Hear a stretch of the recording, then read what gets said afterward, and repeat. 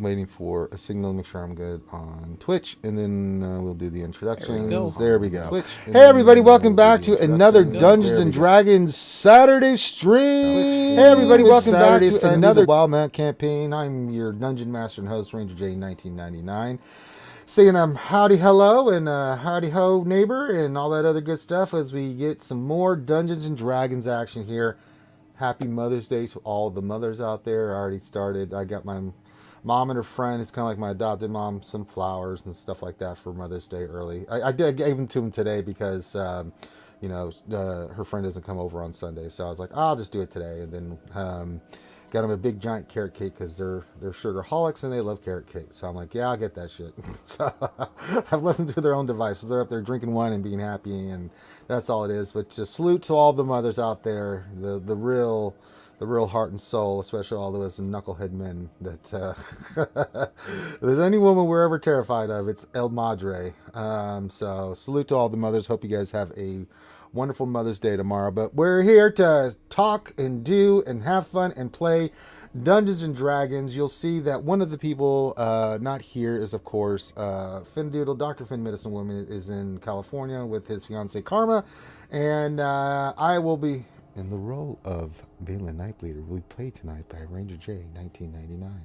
So I will be taking over his sheet, kind of in the background. As I said, we're going to be doing D&D consistently unless I am completely either comatose, dead, or not able to have internet. Something horrible happens. Other than that, I'm going to be on stream. So Balin Nightbleeder will be played by me, and then we'll get into the campaign. I'm just trying to think if there's any other announcements. No D&D, no nothing tomorrow.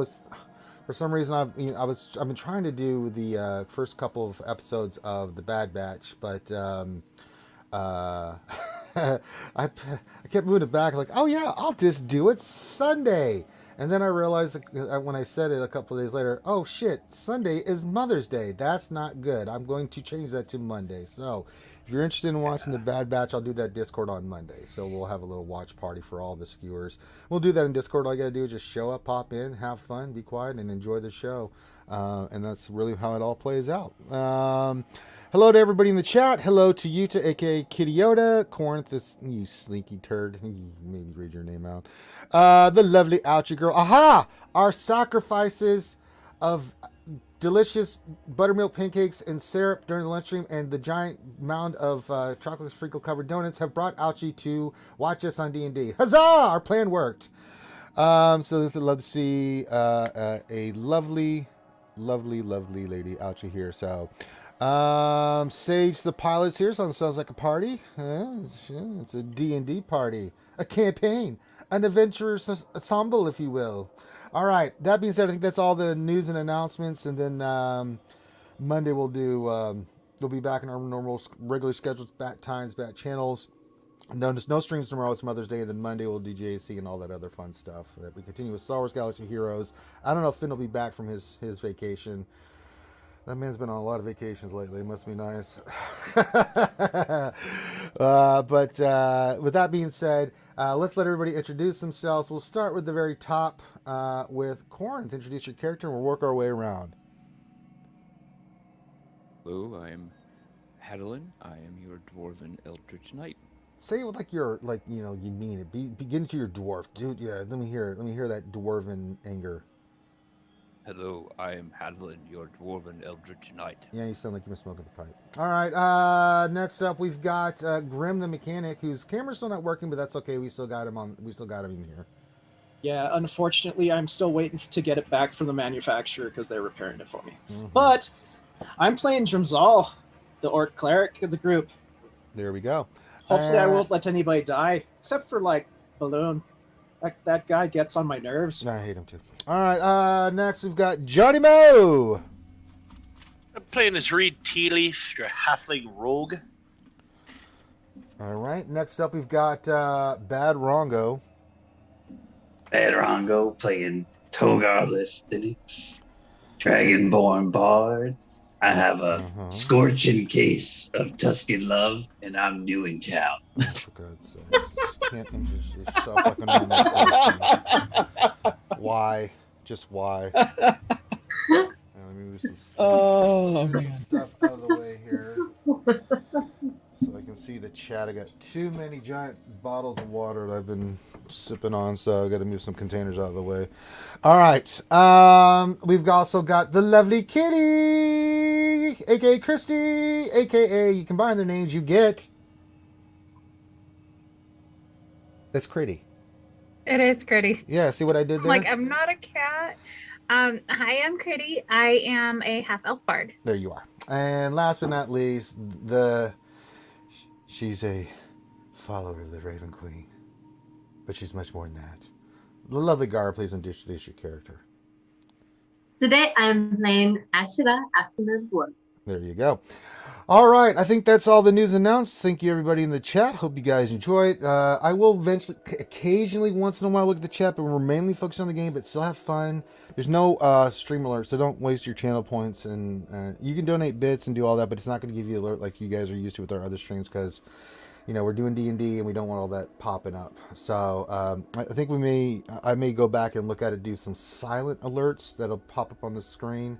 It'll be a little bit extra work, but we'll do that so that if anybody subs or donates, it'll pop up on the screen while we're doing D&D, just so you guys can get some recognition. But yeah, Badrongo, what did I just tell you about channel points?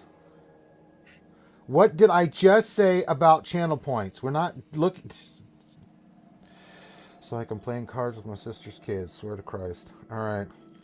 I don't know. I remember hearing you say you were going to drink tonight. Yeah, but on my own discretion. You know what I'm saying? I don't need all that stuff. I can't have the drunk DM. This isn't ladies' night. I'm not here to get sloshed. Oh no, that could be interesting. Does I mean, a lot of drunk people would DM die, give but out it would be legendary very items? interesting. You get Vacnazide, no penalty. Here you go. Yay! Gloves of Thievery? Yay! You get the Sword of Cast, but it's good. Oh, I'm so tired. All right, with that, we're going to start the intro and kick that ass. So here we go, and we'll see you on the flip side.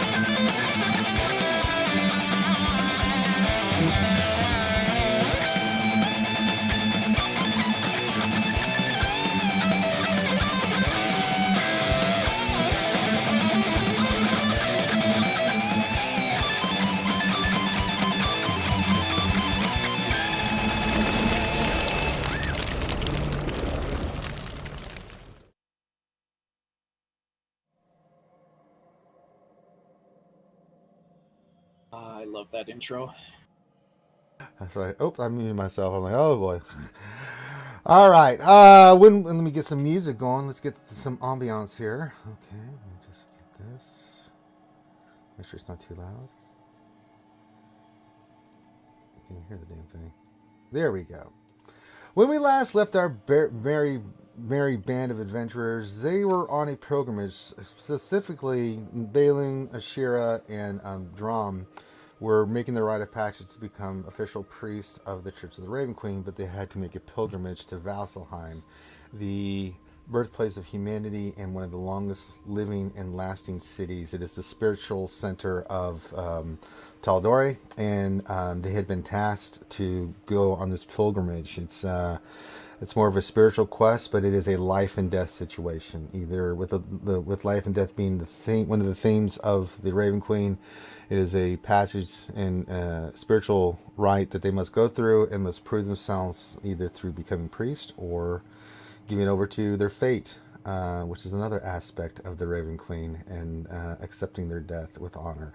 So, that being said, our group had arrived in Vasselheim, and along the way they've had some interesting encounters, because the rest of the party decided to go with them. So it's not just the 3 Raven Queen acolytes that are being tested, but the other members of the party have been tested in different ways. And each night, someone different has had a different experience with a different person. It's been really weird. They don't know why, but I don't know. It's almost as if Finn touched something again. No, that's really not it, Graham. In fact, your character failed the quest and you roll a new character. So that sucks for you. So he has the diarrheas and there was no cure. There's no orange juice in the land of Taldori. All right. But yeah, so when we left off, I mean, Reed they ran into the strange circumstance where, Reed had an encounter, and then Bad Rongo with his character Togar had an encounter with a strange old man and a bunch of little birds, and Reed had a different encounter, and Hadlin, and Hadlin, I don't think you've had an encounter yet, have you? Like, the beginning's the one I bet. Yeah, those are the beginning. Yes. But when we last left, they had camped out. It's taken them a couple days. You have to walk to Valsheim when you do this, so the adventurers had just bedded down for a night, and Critty was awakened. And I was on watch. On watch, and noticed that there was a strange lady sitting outside of the tent.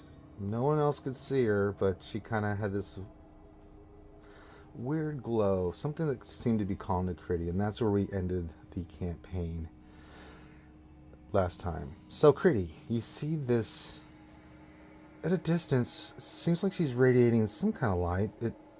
To your eye, it looks like a warm kind of glow. She's wearing robes. She's kind of stooped over, and she's sitting there reading a book. I believe that I got close enough to see blood on her stomach and asked her if she wanted me to heal her. Right. So that was where we left off. You had noticed it. You hadn't asked her to heal yet. You said I did. You noticed that she had the wound, and I cut it off there. So if you had, maybe So we'll start from that point there. This is all good. So you kind of go up. You kind of see she has a little bit of a slight bit of a wound there, and. Do you need any help? I know a spell that will heal you, and I like to help people. Are you okay? She kind of slowly looks up, and you can see when you look at her face, it's one of those faces. The face looks young, but the eyes, Critty, look like ageless. Like there's wisdom beyond anything you've ever seen before. She has long white silver hair, and she keeps her hood up. She kind of closes her book, which you see kind of little sparks come off it when she does. Says, "Oh no, child, I'm fine. But thank you for asking, Critty." Oh, well, I'm glad to hear that.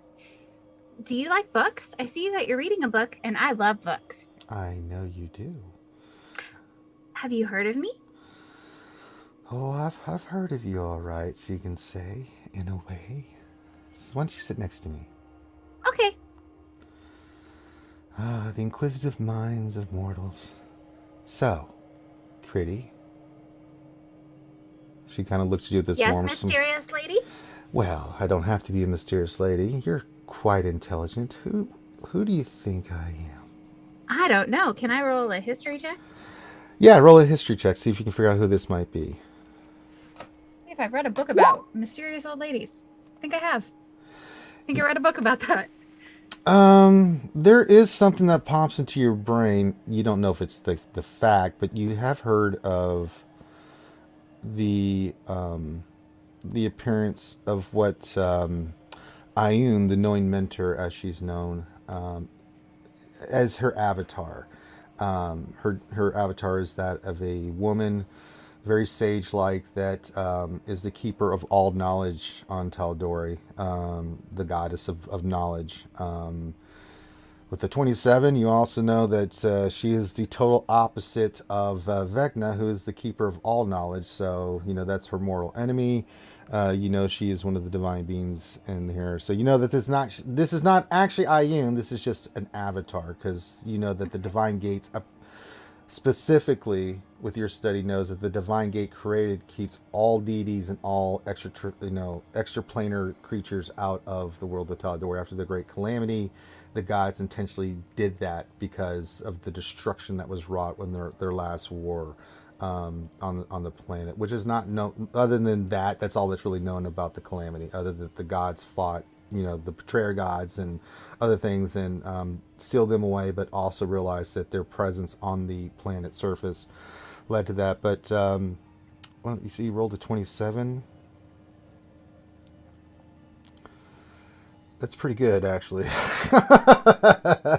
All right. You also know that the wound that she has is from what you've read. It's not fact, or you don't know for sure. Is that she was wounded in some sort of act that sealed the divine gate away.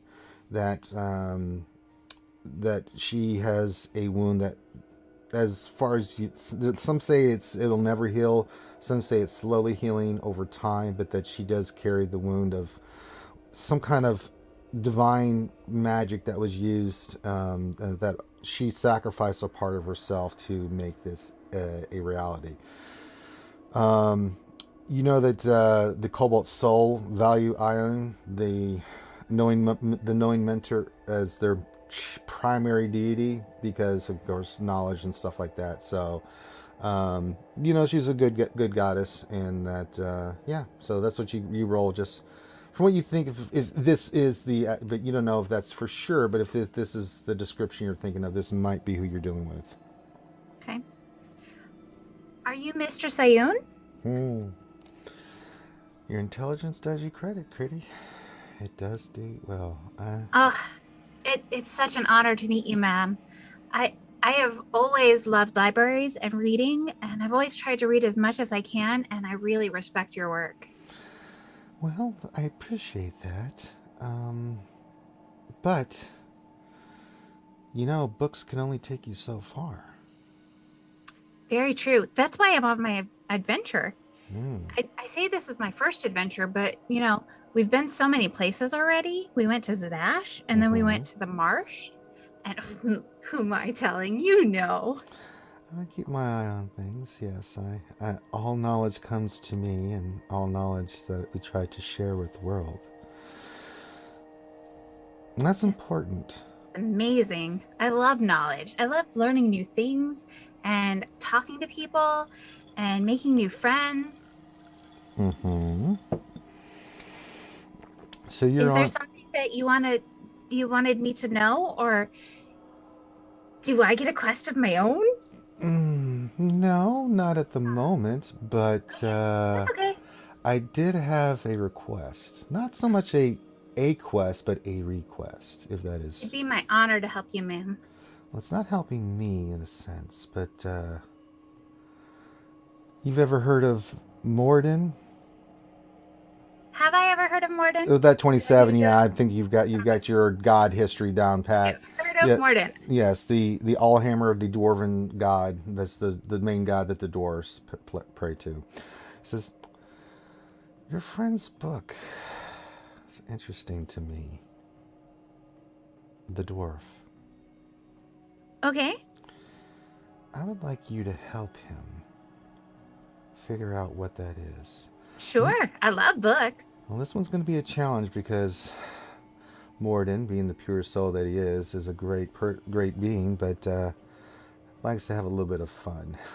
He loves to challenge his followers. So, if you wouldn't mind, and just because it's kind of I'm interested to see what you can do with this, because it will be a challenge just to unlock the secrets of that book and help your friend out.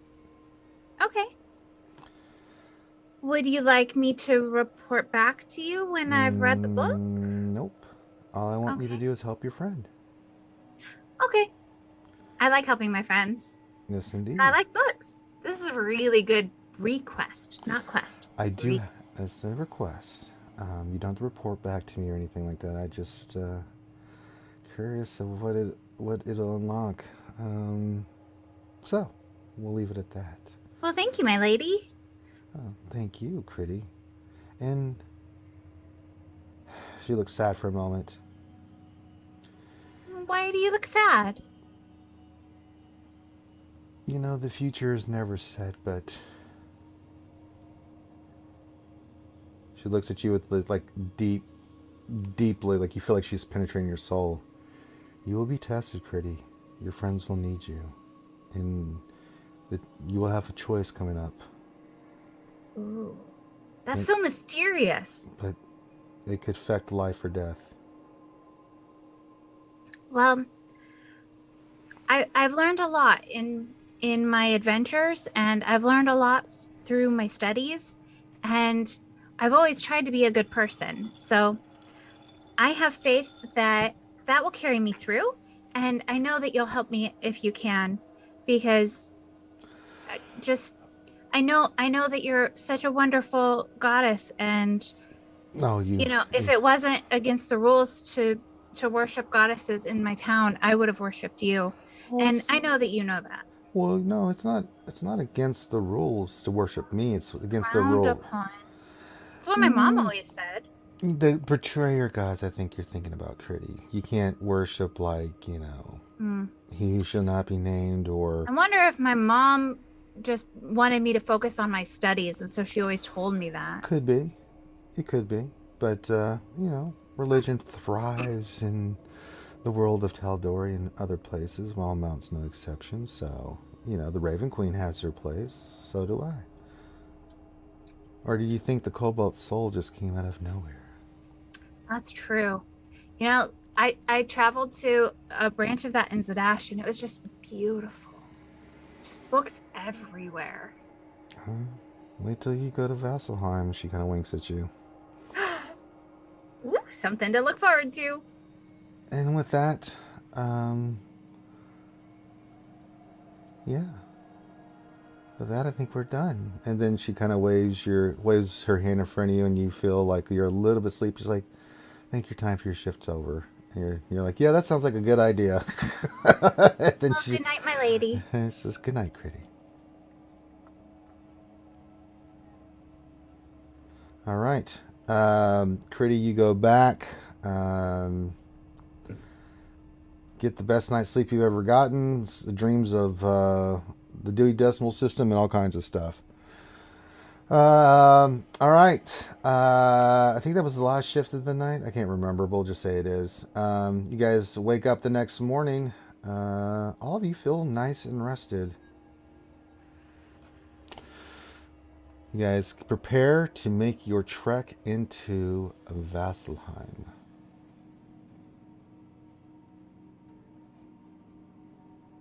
Anything want to say anything or talk about anything before we go into Vasselheim?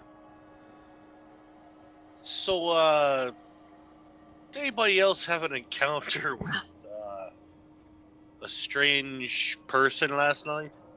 I saw a pretty lady, and she was reading a book, and she said that I should read Hadelin's book. I like books. That's a hell of a lot better than what I got. Hadelin, why are you rolling insight? Well, I think you know that one. But yeah. No, Critty's being truthful. She's not making that up. No, I thought that. I just bite. You see Hadelin bite his pipe and just. I was expecting to see Start coughing. Hadlin drop his pipe. And just. Just grumbles.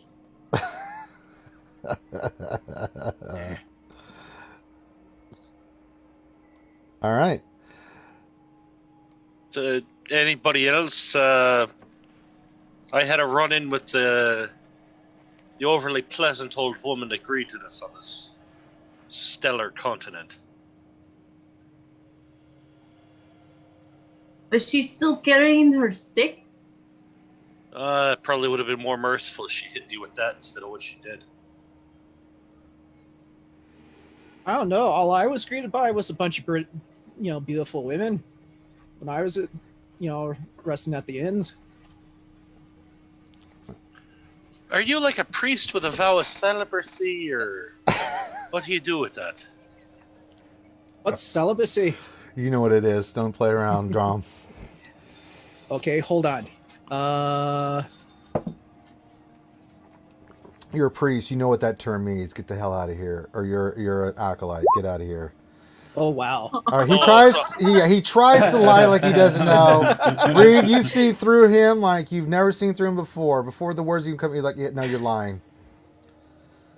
Dude, even a passerby is like, oh, he's full of shit. Yeah, pretty much. You can almost Why does smell everybody it get wafted off you. visited by? Yeah, Why Even does Reed's everyone get dog women? knows that you're making that up. yeah. Oh, what were you saying, Togar?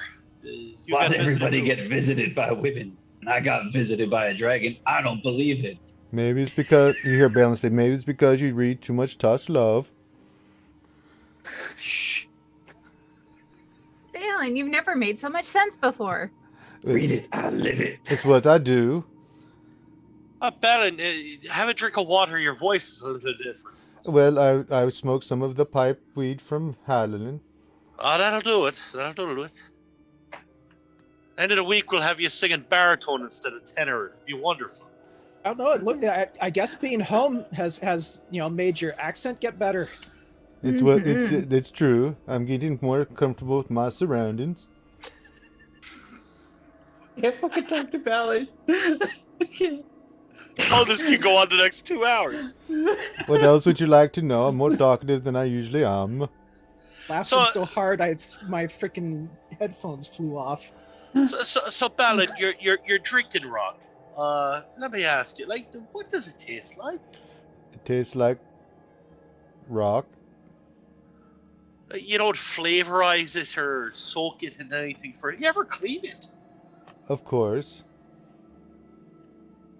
Like you just lick it clean and throw it to your pocket? No, I use a Or rag. like a ritual? Yes, it's Clean very... rag or? No, of course I use a dirty rag. You idiot. Do you use that shape of water spell you use a lot? That's right. So the big starfish just comes out and scrubs your rocks for you. Well, someone has to scrub my rocks. Well, you haven't had a problem with that thus far. No, I'm starting to feel uncomfortable about this conversation. I mean, I don't want to talk about it. I guess a gentleman doesn't scrub his rocks and tell her. I was going to say kiss and tell. Why do you keep going back to the rock? It's sort of an endearing trait that you've made an effort to continue it. I have a disease. It's OCD. Let's just move on. Now it all makes sense. Should we start traveling? I'd be more concerned about your fuzzy rocks. What? All right, you're an idiot. And he just starts walking away. Togar, what are you told? Nothing important. Nothing having to do with the book. Everything is fine. Good lad. Well, Critty, you seem to have been told something at least. Yeah. So I met Ayun, and she's very cool. Like, if you like books, man, she is the goddess for you. And Are you she and the said- goddess you met? Well, not the real one, but yeah. And she said that I should help Hadalin read his book, which is really good because I like books. I take out a book and I hand it to her. And it's Ooh. the book that I picked up from the other Night Ranger. All right. It's a book. All right. What do you do with the book, Critty? I would like to read this book as I Alright. walk. All right. You try to open the book, and it will not open. That's Hmm. not my book, Ranger. It's the book from the other night that I picked up. Do you remember? No, remind me. Sorry, I'm I'll tired. give This is the different book. I thought that was the book that you're talking about. You sent. What did you? Tell me what you sent real quick. Just say it. Just don't mess it. Tuscan Love Darker. No, The book it's you not. threw away, remember? 50 Shades of Tuscan Love. All right. The Yeah. book she threw away that scared her. Oh. I don't know what the name of that was. You have to. I don't have my Travel notes. Remember? novel. It was like telling about our journey when we were going through all the scary places and all that stuff. Oh, what? Who? What? Remember you said Hadalin go back and pick up the book, and you said, KK, I like it. We'll have to get back to that. So we'll say that that's the book. We'll get back to it later. I have to get my Okay. mind. Remember, I don't have my notes. My notes. Sorry, folks. My notes went poof, and I can't. I have nothing. I'm kind of doing this by memory here. So yeah. So we'll say I can't find that book for some reason right now. So I don't say that then. That'd probably be the better way to go. Okay, yeah. So you enter the book, Critty, you see this book, and you're like, okay, I'll read it later. That's all I can go with right now. We'll get to that later. Jesus. And do I know if it's the book that Ayun was talking about? It's not the book. You know it's book because you saw the book that she was talking about when you were in the swamp. Okay. Yeah. So Hadeline hands me a book, and I'm like, dude, this is not the right book, but I take it anyway. Yeah, you're like, sure, okay. Perfect. That sounds like something I would do. Yeah, because you're not going to turn down a book. Yeah, I hope so. That was the point. You're like, oh, the strange customs of dwarfs. I'm going to have to get used to it. Your mind. Stereo instructions Your for an mind. 8-track player? All right. You guys get on your journey. You get on the path. You can see that as you guys move up that start seeing the few buildings here and there. Nothing major. This is heavily forested area, but the path is straight. It's narrow. Or not narrow. Its path is it's long. It's wide as you head into Vasselheim. When you get to the south gate, you can see it on the map. I have the map open for you guys. I'm going to ping it on the map for you guys. Are right here. You guys come up and you can see that the guards here, and I'll tell you what their names are. I'm sorry, Ranger. Where on the map did you ping? You didn't see it? No, north or Oh, south? sorry. You didn't see it. You missed it. Okay. Oh, there we are. Okay. That's where you guys are coming in from. No, that's not it.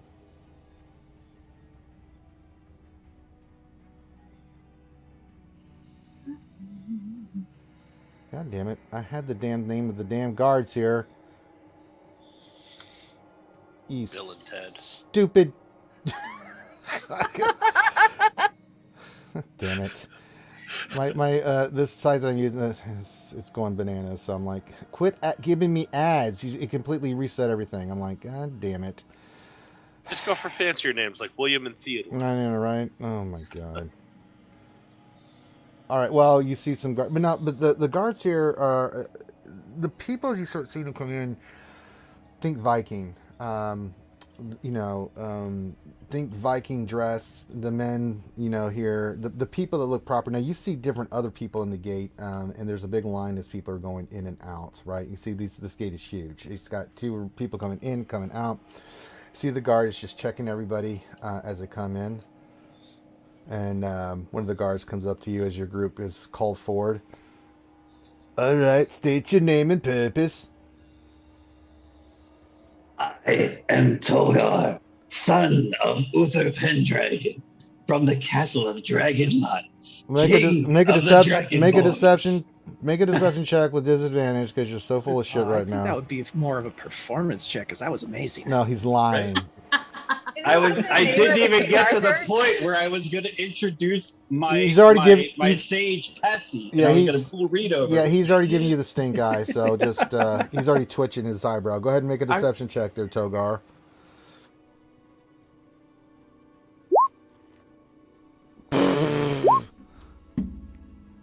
Yeah, he doesn't believe you. He just says, all right, try again.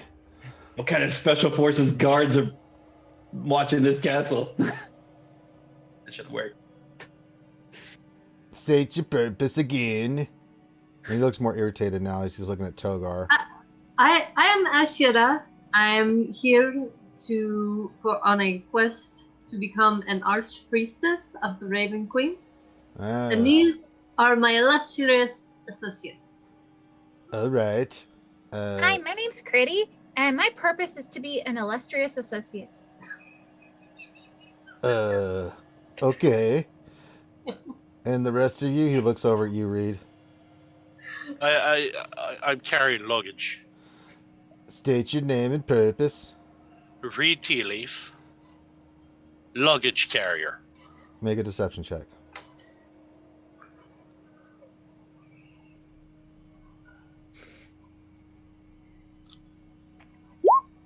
Damn it. Why'd I roll twice? I don't know. All right. Two out of your group are full of shit.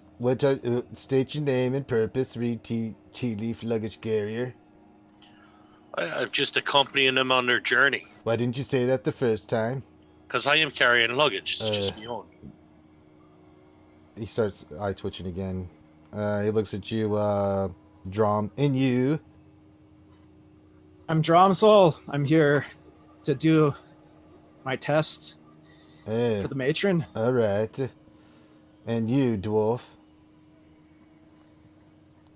Adeline Brightaxe. I'm here with the lot over there. You I should look at Drom and Balin and that. All right, that works. They're here to aid us. It totally works. Your other two friends. He's really thinking about not letting you in. Then Balin steps up. It's all right. I'm here for the test too. Oh, all right. Do you have documentation? Who has the documentation? And you guys have some kind of writ or something? I'm sure somebody does, or some kind of. I don't think you do.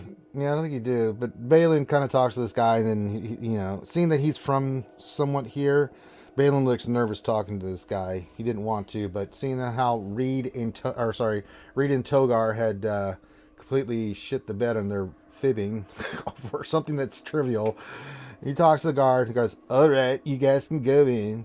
Good luck." Thank you. All right, you guys get in and you start making your way into Vasselheim.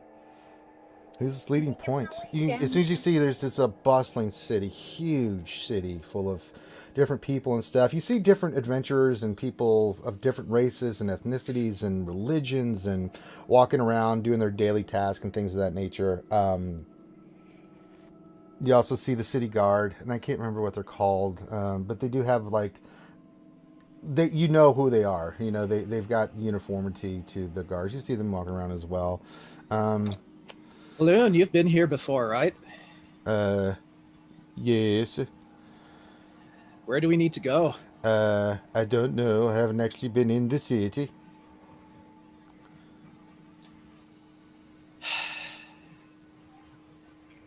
Shira, maybe do you know where we're looking Are there to any go? signs?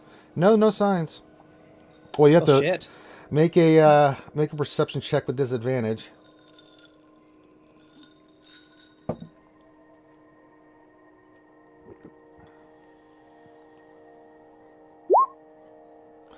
$16. You see one side that says that leads to the quad roads. You guys don't know what that is, but sounds like it could be something.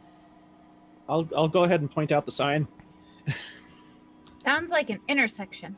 I have no clue what that means, but there's a sign for it. All right. Ranger Did we ask somebody for directions? Is that against the rules of the pilgrimage? No rules against it. I was gonna say from the gate that we're at on the map, I see that giant sphere tower thing. Is that something that I can see from where we're at? The point it on the map, ping it for me because I don't know what the hell you're talking about. Hold on, let me pick Pinger. You do not see that now. Okay. Well, then never mind. I'm gonna turn around and go back to the guards and say, "Excuse me, Mr. Guard person. Yes, how can I help you? Can you give us some directions, please? Make a persuasion. My friends are on a pilgrimage for the Raven Queen, but we don't know where we should go." Oh, make a persuasion check. I'm very charismatic. Persuasion. While she's doing this, can I am not persuasive enough. Wow. Wow. That's persuasive. Holy crap. I'm busy. I'm sorry. Okay, I totally understand. Thank you. Are you feeling okay, Critty? I don't know. My natural charm and charisma just doesn't translate, I guess. Don't feel bad. I think it's this continent. I'm gonna toss a Silly silver place. over to the guard and ask him where the closest tavern is. You're giving me a silver? Are you out of your mind? You better give me more. All right, I'll toss him a gold. It's more like it. What would you like to know? 1, how to get to the closest tavern. That's for the silver. And 2, where my friends take their test. That one's for the gold. Which did you do that for? Was that in Draconic? Because I said, which deed do the follow?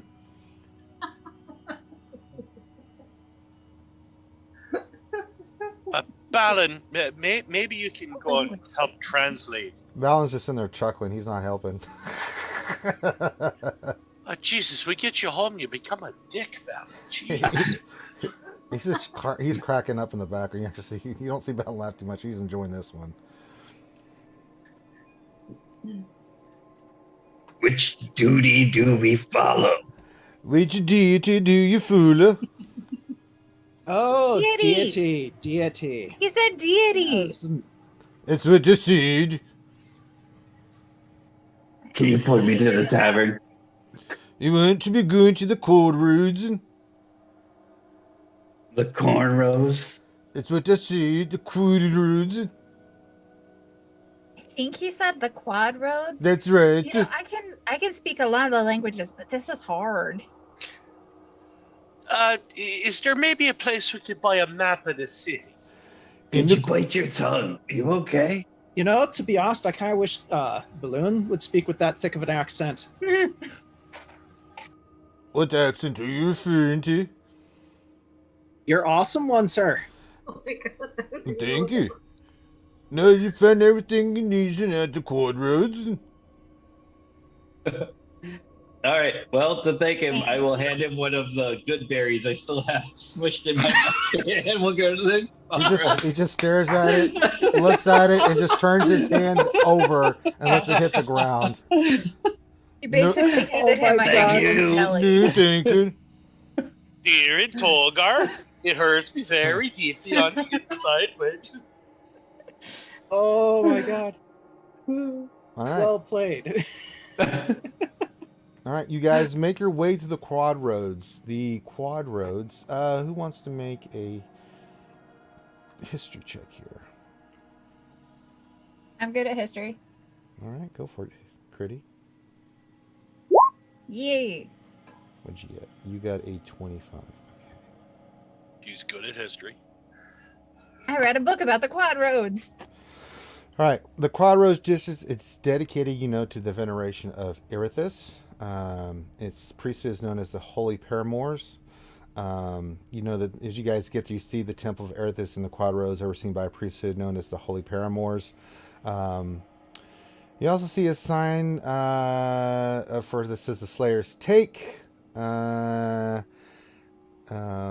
You also see a sign that says for Cethia's shop. As you guys get there, you see other kinds of shops and merchants here. This seems like this is the main. We see path going north, the path that went down south where you guys just came from. You see a path going east, and you see a path going west. But there's tons of people here, tons of merchants, tons of shops. Well, this looks like a good place that we could maybe get a map and some information. What do you guys think? It's not a bad idea. See if maybe there's like a tourist, Lucy from Peanuts style, psychiatric help 5-cent type kiosk. Might be able to go and get a map from. Make a perception check, Reed.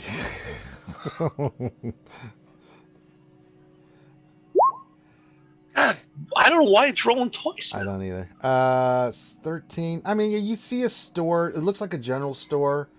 Maybe you think you can and next to it you see maybe not there's lots of stores here, but they seem to be like a lot of general stores, merchants. There's actually some vendors selling potions and trinkets, and you see a couple of armor smiths and some other things, but you're not seeing a map maker per se, but you do see a general store. You think that's your best bet, maybe? You see some, definitely see some taverns and bars, and this is like the happening place. This is where you see a lot of inns and bars and lots of stuff happening here in the city. Can I tell which tavern isn't covered in vampires? You do what? I was like, can I tell which tavern is not covered in vampires? So I'd like to go to that one. Yeah, what is the best lit Sure. All right. It's the middle of the day. Which tavern smells like garlic? It's daytime. Sure. Make a perception check there, Togar, for vampire non-infested bars. God damn! You are convinced, Togar, that you're not sure why, but you think that there's no vampires in the middle of the spiritual place of the birth of human civilization that would have vampires in the bars. For some reason, this I didn't think epiphany. there'd be vampires at the last one either. You have this. Blade is the bartender. Yeah, you just have this epiphany. It makes sense. I'm sure to that's you. what they said about Santa Monica as well.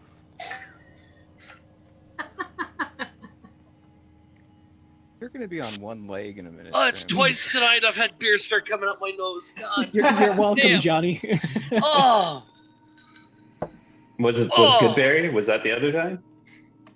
All right. So where are you guys heading? Where are you guys doing? You just staying in the middle it just- of the crossroads, It just looking at all dawned these on me. places. We were drawn here in the first place. Do we still feel drawn to where we need to go? Possibly. Nope.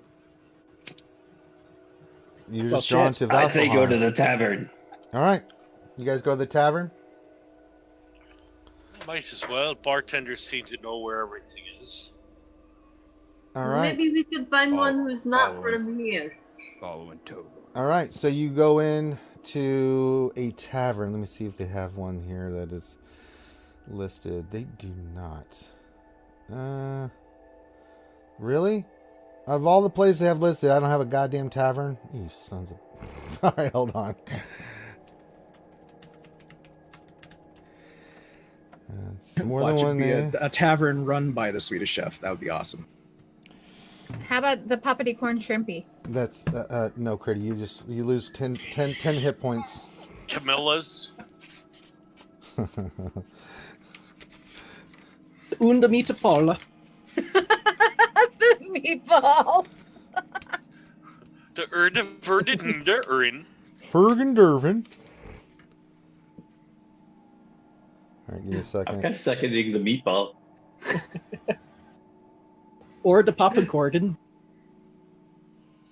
You do see a sign for the Or just call it IKEA. smaller one, but it looks like it's lively. You see one that's it's mid to late afternoon, and as you guys are getting to the quad roads, you see one that says the Stillbird Tavern.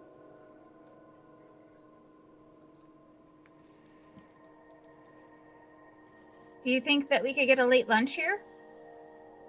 Do you guys think? I'm already going to be running inside. Togard, Hi, Togar. yeah, Probably Togard. get that or early dinner. One or the other. After this long walk and all of those nights of, somebody had a good night's sleep, but not the rest of us. It might be nice for us all to have a really good meal, relax a bit. Well, I mean, Reed, we didn't have a chance for second breakfast today, so I know, or lunch, or second lunch, or tea time, or any of that. 11sies. 11Cs is important. That's sort of a prerequisite to second breakfast. But brunch, missed that. Number of things we've missed. So yeah, if nothing else, maybe they at least have like common bar food we can get. And bartenders usually tend to know decent directions so they can send drunks home. So maybe we'll find out where we're going. sounds Alright. like a good idea. All right, so you head into the Stillbird Tavern. When you walk in, it's a smaller place. You can see it's got 3 stories. You can tell that the other 2 stories has some rooms available. Looks like modest accommodations. It is modest on the inside. You can see there's there's a few patrons in here already that look like different groups of workers or adventurers just coming in for, as you say, early supper. We'll call it, because around 5:00 p.m. When you guys walk in here, and you see that there's very short for human standards, about 5'4", 5'5", stoutly gentleman with gray hair and a beard, and you see a couple serving wenches, going around, just checking on patrons and stuff like that. You can see there's a bar. It's got 4 seating at the bar. There's a one big table, no one's occupying it. Probably could fit all you guys. There's a couple other smaller tables, like 4 chairs and stuff like that. But place looks clean. You can see that there's a mantle, small little fireplace, nothing extraordinary. You can see there's a mantle of a religious symbol over the bar with a giant, looks like a mace. And there's a crest of arms there or something like that. Don't know what it really means, unless you want to know. But you guys walk in, and what do you guys do? I'll head for one of the smaller tables. Looks like it's about 4. I'll motion at Togar and Hadlin. Like, oi, go on, let's grab that chair. Do you guys follow suit? Sure. Was gonna go to the bar, but I guess I'm going to a small table now. All right. There's another small table right next to them for the 2 ladies in Balin. I guess no, you said Togar and Hadlin. Yeah. All right. So Drom and 3 ladies and Balin, you guys can go to a smaller table that you guys can sit right next to them. Sure. Works for me. Okay. All right. So you guys sit down. And you see that the serving witches are busy. You see the guy come from behind the bar. There's only one person at the bar. He comes and goes here and says, "Good evening, young sirs and madams. Reber King's me name, and I'll be taking care of you tonight. How can I be of assistance? What would you like?"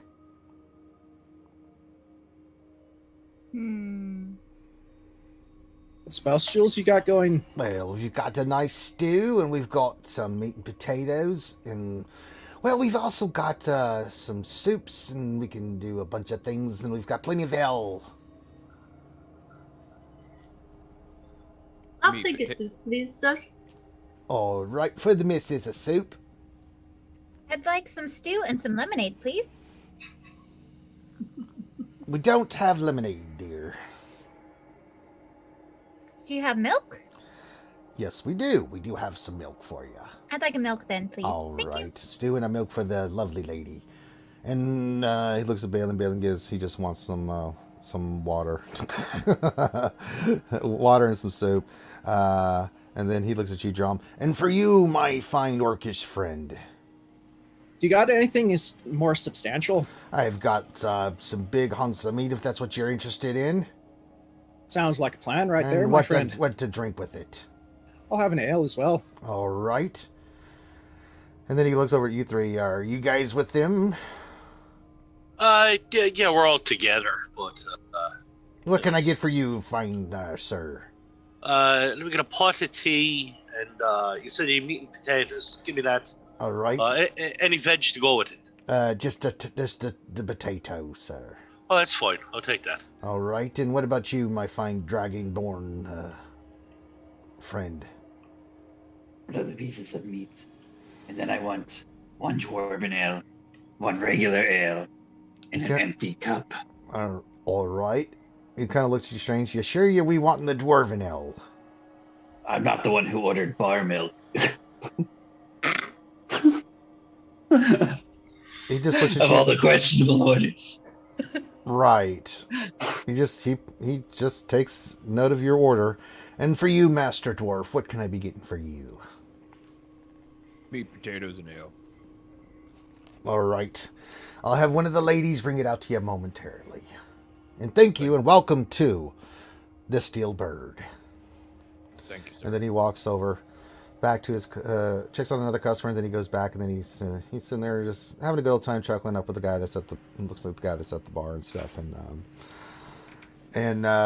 Yeah, you guys, your food's brought in. The food's brought into you guys. It is quite delicious. The soup is excellent. The stew is excellent. The milk actually is fresh there, Critty. It's not bad. It's as for modest accommodation, they take pride in what they have. The ale is served, water for Balin and his soup, and then Togar, he brings you your ale, your dwarven spirits, and then the empty cup.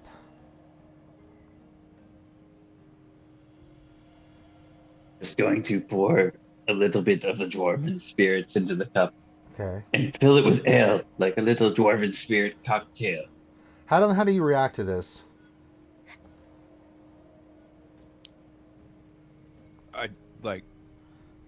Don't look pleased on my face. All right, so you see Hallin's giving you the dirty bird look, like you're doing something tremendously wrong. So then that's when I just take my back and I go like this to handle it. He's ignoring you. Okay. Okay. Are you going to drink a sip of the ale with the dwarven spirits in it? They're Yes, sir. All right. Make a Constitution saving throw, please.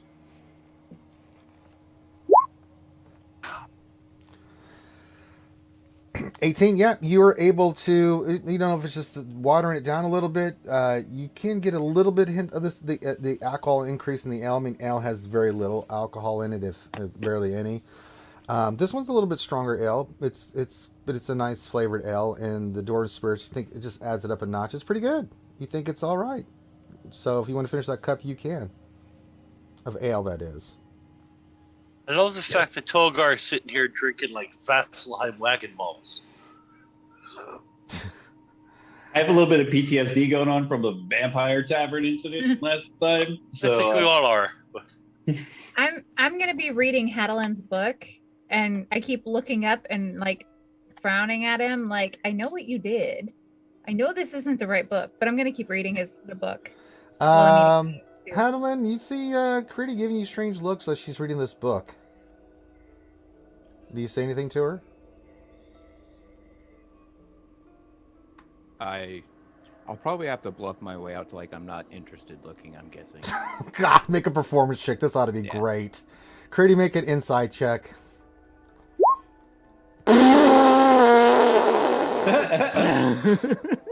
At least I'm honest. Nope, sorry. Where's insight? It's on your skill sheet. Oh, there it is. Yep. There it is. I found it. Yeah, you know that he's trying to play it cool. He's over there like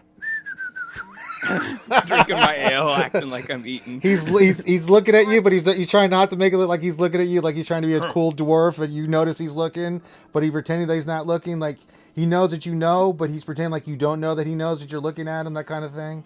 This is a fascinating book. Actually, what was in the book? Okay, let's get this solved. It was like a nightmare book. Like it was about the vampires and stuff. It was the story she was reading while we were all going through that, and she said it was too scary. I don't want to read it. The main reason I picked it up, face your fears, kind of thing. Oh, okay. Actually, Critty, it's weird. That book that you're reading, it's just a normal story. It's not that story that that Hadeland thinks it is. So it's a somewhat interesting, but you're like, okay, it's just a typical, it's an okay story. It's heroes. So I'm reading this, and he's like thinking that I'm supposed to be reading something scary. So right at the same time, I'm not reacting like I'm scared. Right, and you have no idea, Hadeland, like you just do not understand why she's.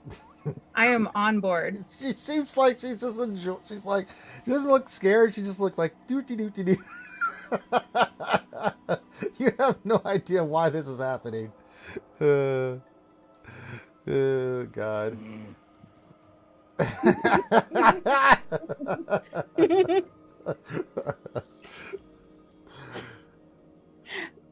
All right.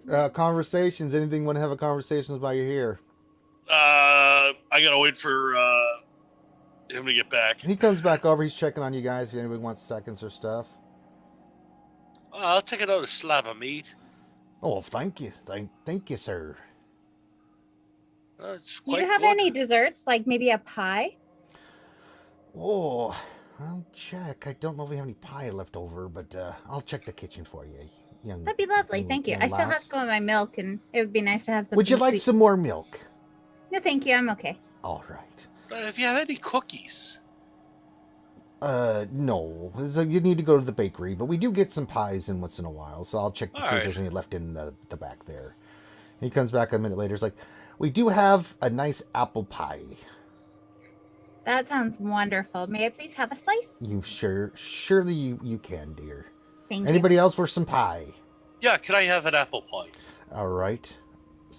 Piece of pie for the No, the whole bloody pie. You want the whole pot? Well, all right. A piece of pie for the lady and the whole pie for you. Anybody else for some pie? Well, is there more? What do you mean? Yeah, I'll have some if he didn't just take the rest of it. I don't. Oh, he goes. I'll be right back. He goes right back. He said the whole pie, so I didn't know how much they got left. He comes back. He's gonna have several of them, right? He comes back like, I've got 2 pies left. All right.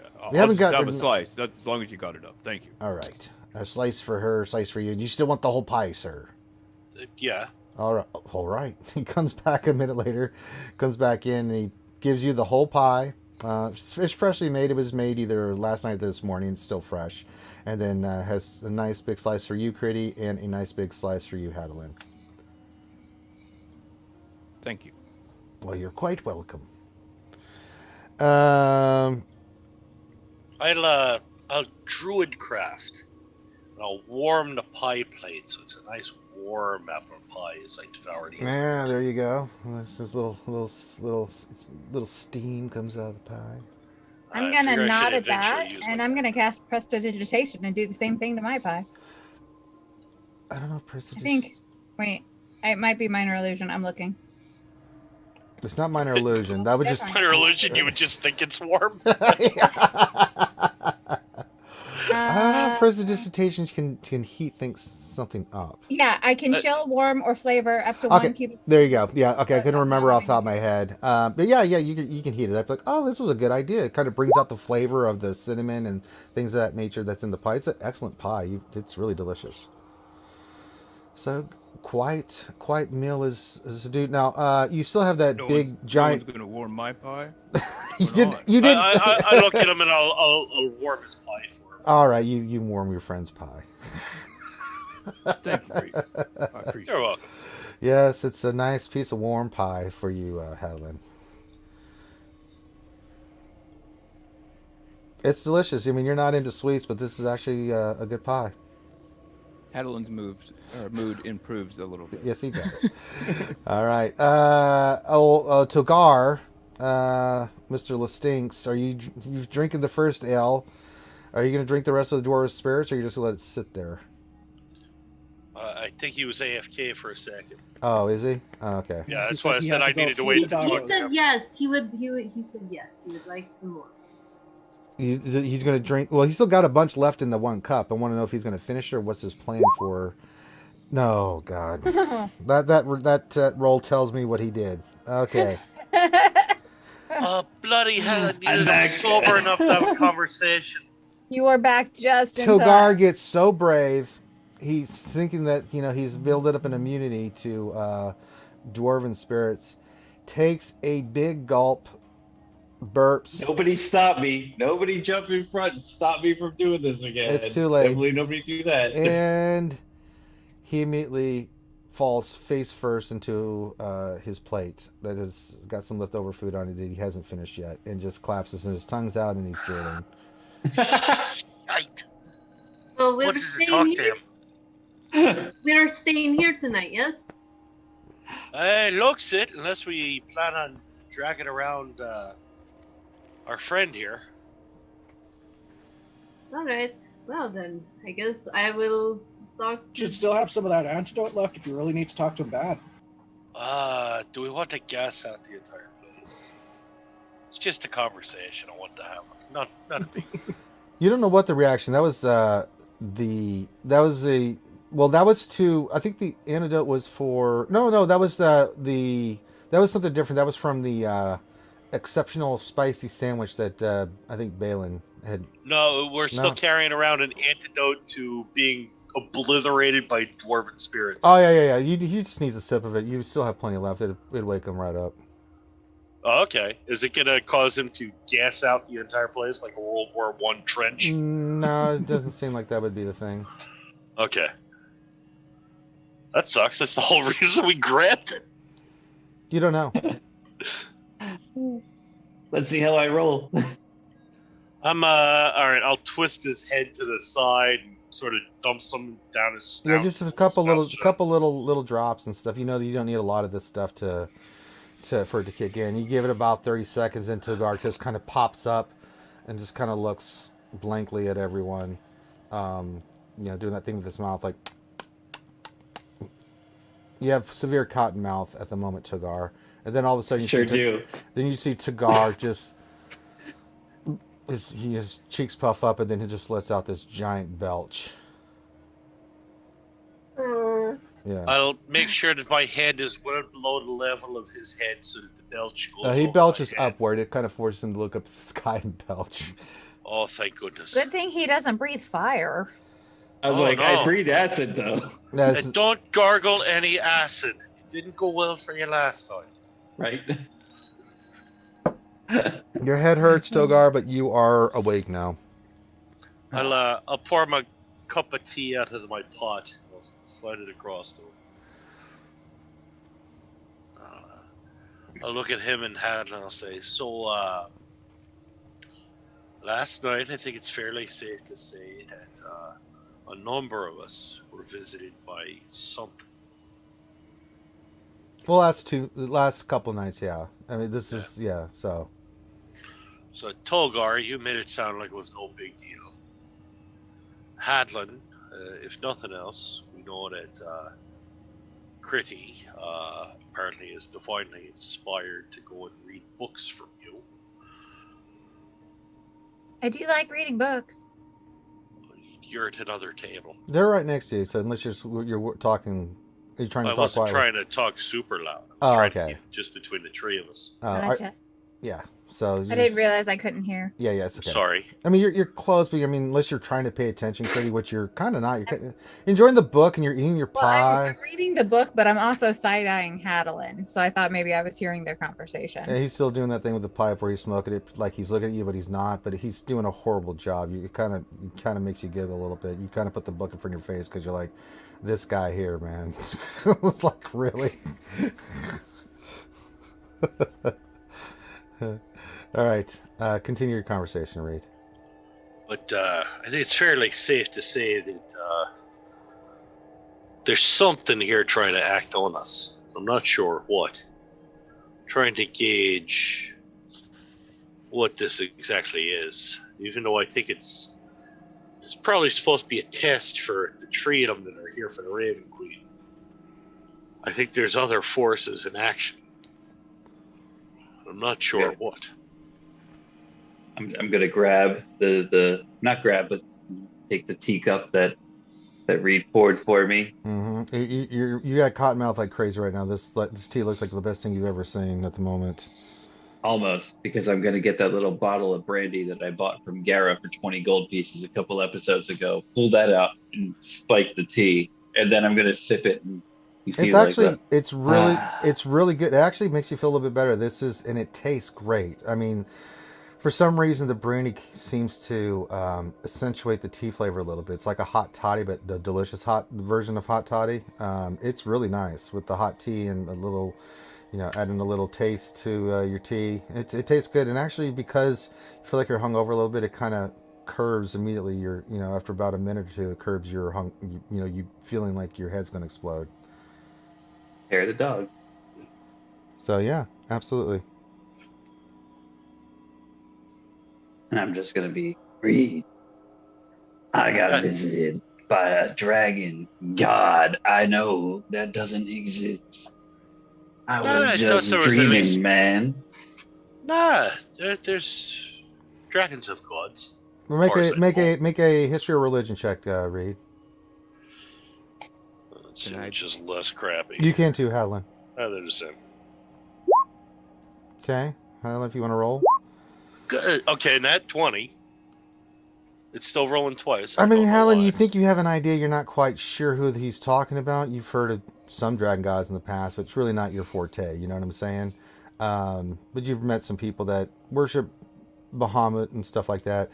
Now, Reed, you know for a fact, because you rolled a natural 20, that there's really only one.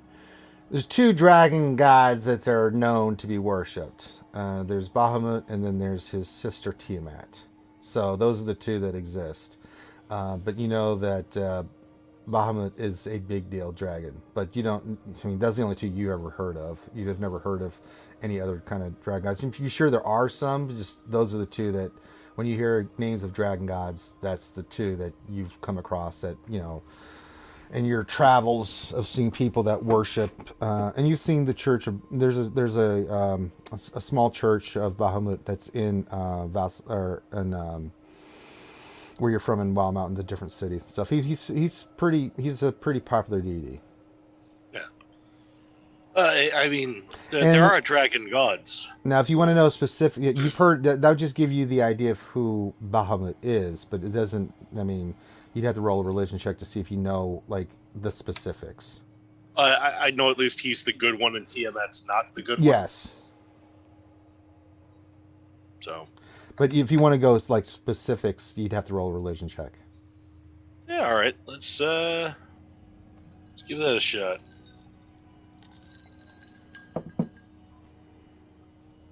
Trying to wait to make sure it doesn't roll twice. Roll twice again. I don't know why. So 14. I mean, you know enough about Bahamut that, or Bahamut, however you want to say it.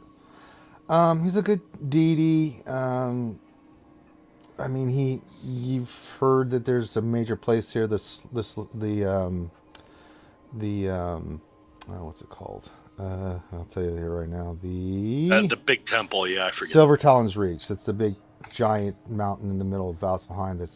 That's the Platinum Sanctuary. You've heard of that. In your travels, you would have heard of the Platinum Sanctuaries. And leading up to it is the Heaven Stairs. But only the highest order of followers of Bahamut go there. That's about all you know with that roll. Sorry. But you know who he is, and that's all you know. You can continue your conversation with Togar. I mean, Togar, I there are dragon deities.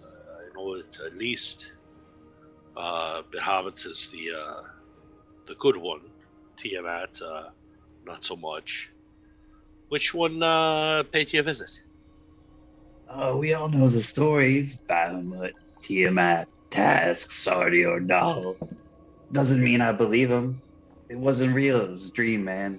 Bahamut's not coming to say hi to Togar Listinic. You never know. Which one did pay the visit in the dream, though? I just said Bahamut.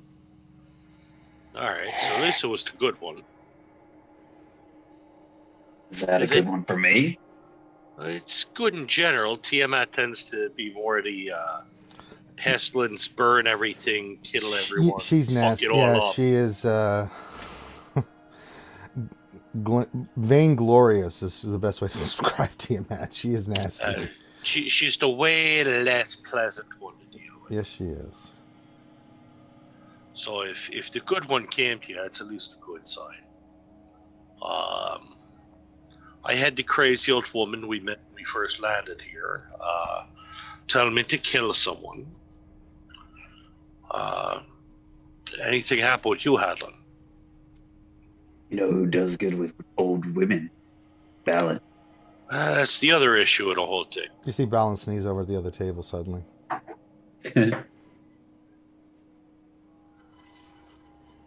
No, I was not visited by anybody, or at least the way they seem to be speaking. Well, somebody was visited at least in part about you.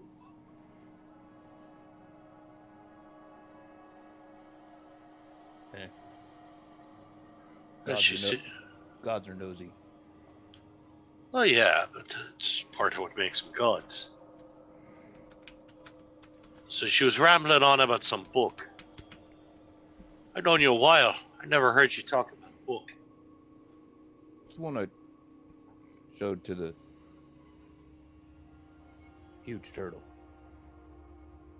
After I went up the turtle's back and set up a hammock, yes. Oh yeah, that was funny. You know, it's nice to get off your feet every so often in the swamp. Well, didn't So- you fall first? That's what I was thinking about. I fell on my ass a few times. This giant Yeah, fucking turtle. that's what I was laughing. Sorry, go ahead. So you showed the turtle the book. Yeah, you remember that. I wasn't there for the conversation. That's the thing. I You had did- gone up the every- turtle's back. Right, but you still would have seen that interaction. You don't know what that was said per se. but- Exactly. I would have seen Hadlin just standing there with something and the turtle Right. looking at it. But I was 100 feet away. Right. So, Big turtle. Yeah, giant turtle. And I'm a wee little human. You are. Hey. So, what's the book about? I'm trying to just figure out what in the hell is going on here, because first we all hallucinate or experience something where a bunch of vampires go and kill most of us. Now we're getting dreams and things dealing with books and other unpleasantries. Well, you see me kind of, look to Critty, and I said, well, that's the book I gave her. I know you long enough. That's not the book he means. No, I gave her the scary one you're talking about. The book that had all the nightmares and stuff in it. Yeah, but you picked that up after you talked to the turtle.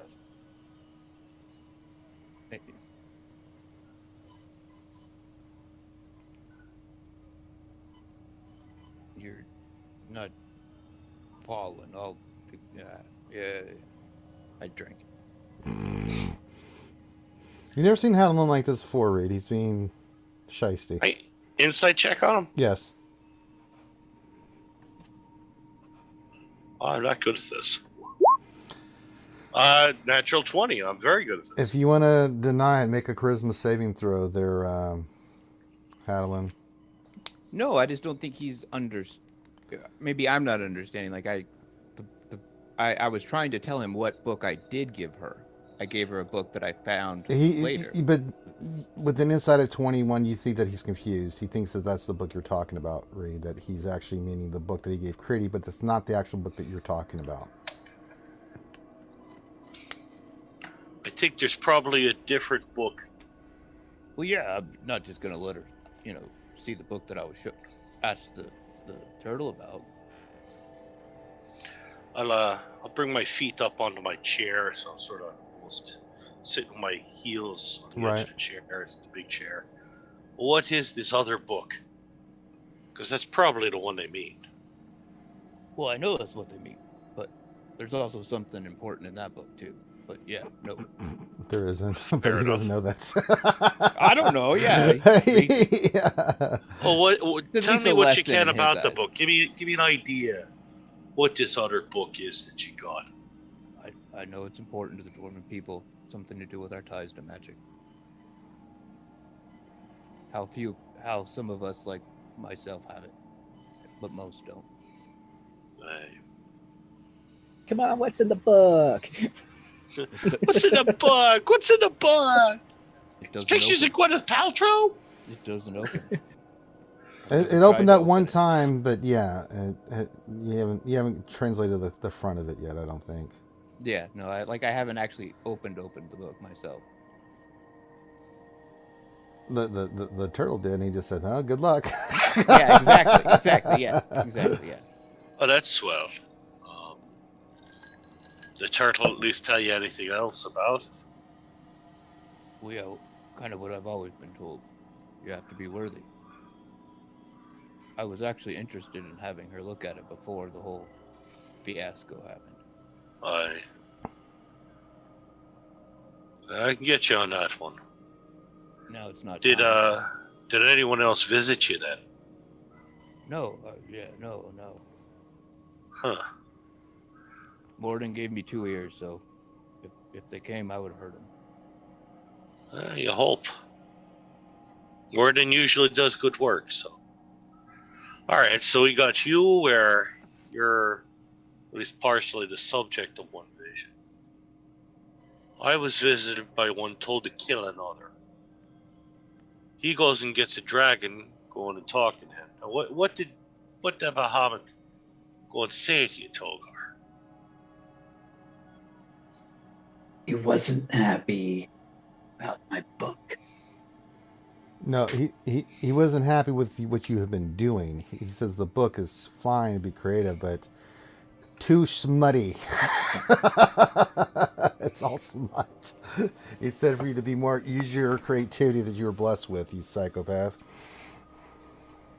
I never figured Bahamut to be a prude, but I suppose. They say anything else about what you're doing with the book that you're writing?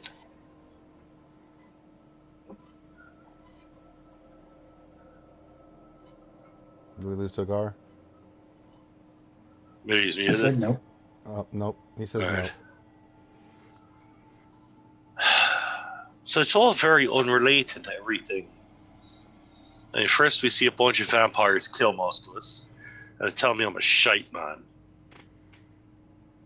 And then we all have individual sort of dreams for the most part. Either dealing with us or interactions with us. I don't know what the hell's going on now. I want to get these guys out of here as fast as possible. Tomorrow morning, I think we go and we track down exactly where they're going to go. Get them through whatever they're doing, and we get the hell out of here. What do you three think? You two think?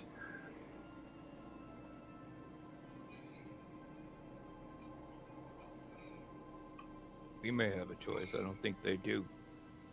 They don't. We They're may gonna go not even through it. either. Huh. At this Is point, it- I don't think we do. So, I'm just going with the flow. As long as my pipe's good, there's ale, I'm fine. Aye. Tuggar, what are you thinking on this? I think let's do it. Fair enough. All right. All right. Anybody Let's else? Get some non-smut for my book. But if all else fails, one or two of us might end up rolling up a wizard. I like the wizard. So we're not staying here tonight.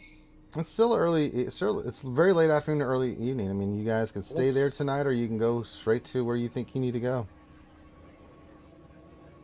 Do I know where we need? Can I roll to see if I know where we need to go? Make a survival check. Survival check. Okay.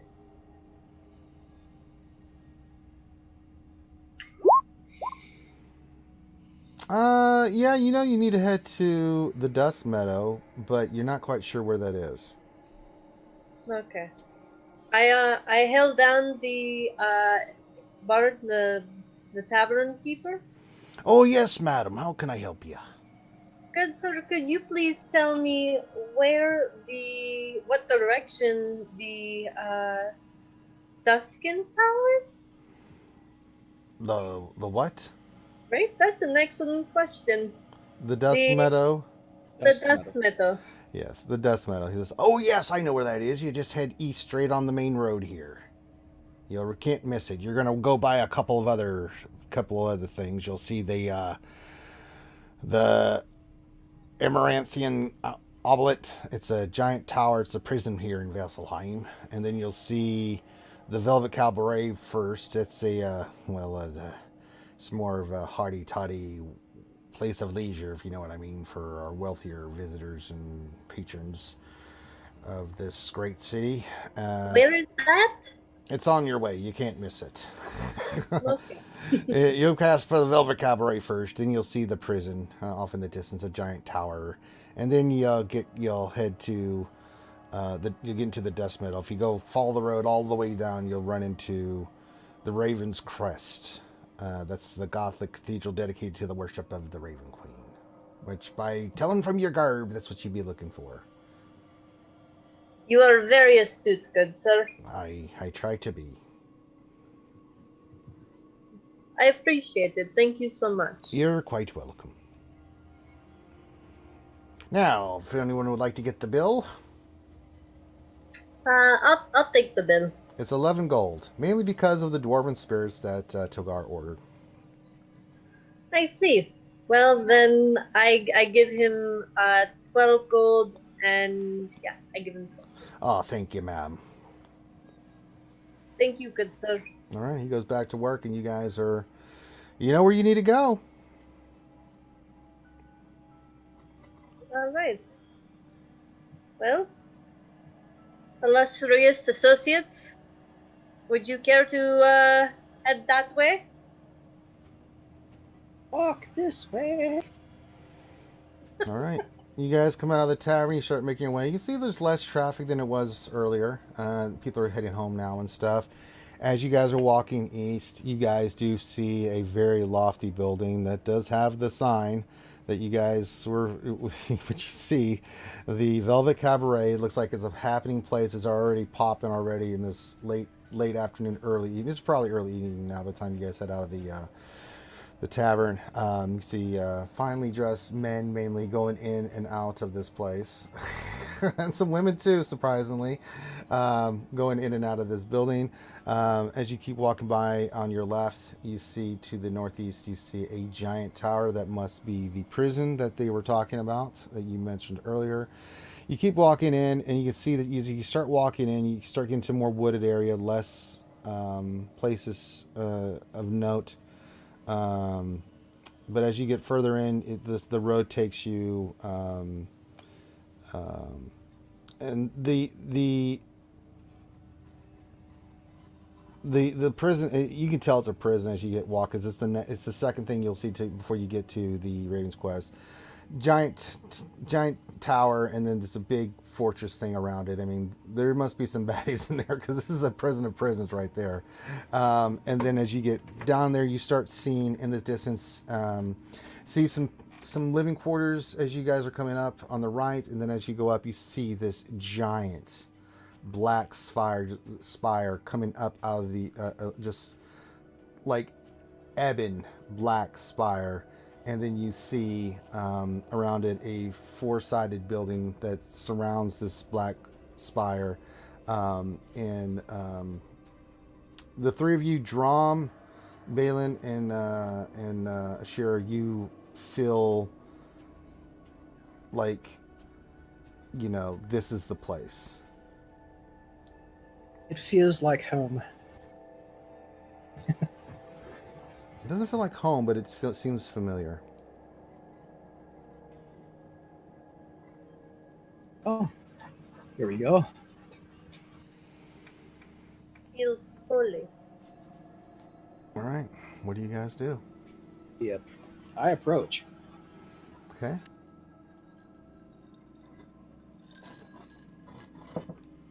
I follow. All right. The rest of you follow? Yeah. Okay. You go up to the doors. The doors are shut. Is there a knocker? There is not. Well, I will knock the old-fashioned way then. You knock. It's a very thick, stone door. You knock, nothing happens. Well, I was gonna say it kind of like in Blade, it's too heavy, but you're so big. Bang, bang, bang. Nothing happens. Okay, I push on the door. All right, make a strength check. Okay. Let's see.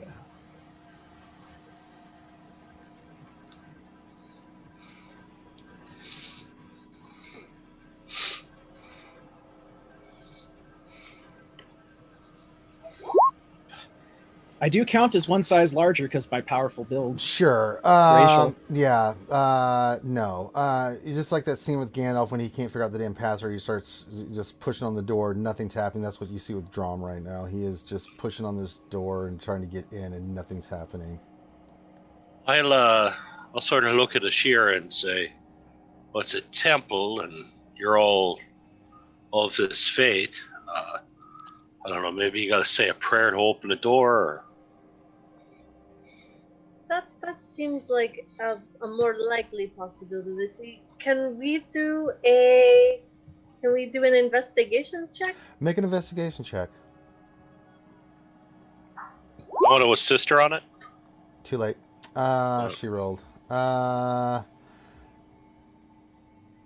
It looks like a big, giant black door. Yeah. You're not sure what the hell's going on. Other than that Drom looks ridiculous trying to push on this. I mean, he's still struggling. Sweat's pouring on him. He's trying to push this door open, and it's not even budging. Can I start looking for maybe there's scribing or writing? Yes, you may. Do an investigation check.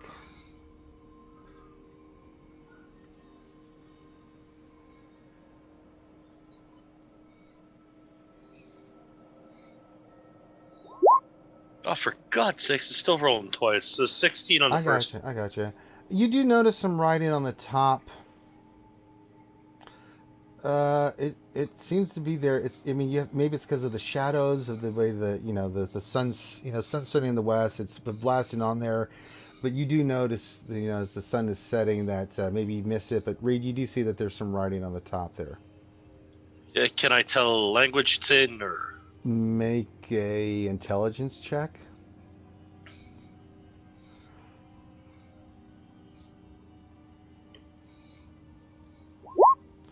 A 13. It's runes of some kind, but it looks jumbled to you. You can't really make out what it is. Shira, across the top of that door, there's might be religious runes or something. I can't quite make it out from down here, but maybe one of you. You missed it before, but as Reed points this out to you, and you and Balin see it, Drom's still pushing on the door like an idiot. Yeah. Come on, open, you damn door. Don't go straining yourself, big fella. He's straining hard. Yeah. You think he might keep it all in. Yeah, the veins in his neck he's just huffing and puffing. But you and Balin see that on the top of this door it says, followers of the Raven Queen, state your name. All others shall be received.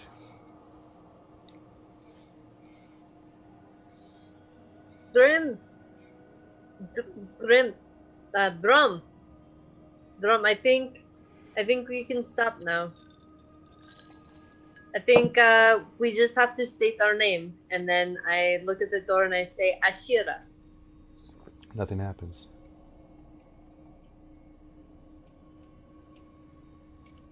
Well, I guess I'll back up and say, Dromzal Turin, I'm here for the test. Both of you make intelligence checks, please. Okay.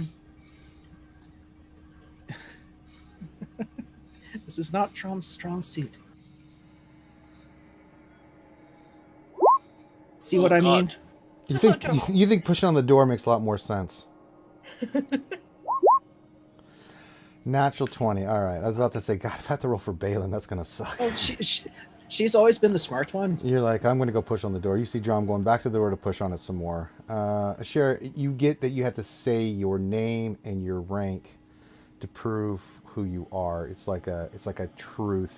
It's like a prevention spell that you have to say your name, your rank of the church, things of that nature. Everybody else just has to state their name and purpose because they will receive anybody. But if you're on official business, that's how you do it. Okay. Alright, well, then I look back at the door and I say... But Balin kind of figures it out at the same time you do, and he gives you a nod. And then I look to him, would you like to go first, sir? Balin Nightbleater, acolyte of the Raven Queen, seeking entrance. And then you see the runes start glowing. Then he looks at you and gives you a nod. Ashera, acolyte of the Raven Queen, seeking entrance. Drom, are you going back to the door, or did you do that as well? Are you really interested in that, in pushing on Well, that with door? a 3, while they say that, I'm pushing on the door. Okay, Drom's still pushing probably. on the door. You know it's an outdoor, right? Stink eye time. Drum, you have to tell them the rank too. Oh, well, why didn't you say so in the first place? I'm a little slow sometimes, huh? Drumzal, hunting talon of the Raven Queen, seeking entrance. All right. Just then you see the doors, thick doors, start opening up slowly. You hear like the grinding of stone against the stone, pathway or the walkway in front of this huge temple complex. That is the Raven's Crest, and it opens up slowly. And standing there, and it's weird as you look in, it is nothing but darkness. But kind of like there's the light of the ending day hits. You see the old woman standing there, and she's just like, "Well, it took you long enough."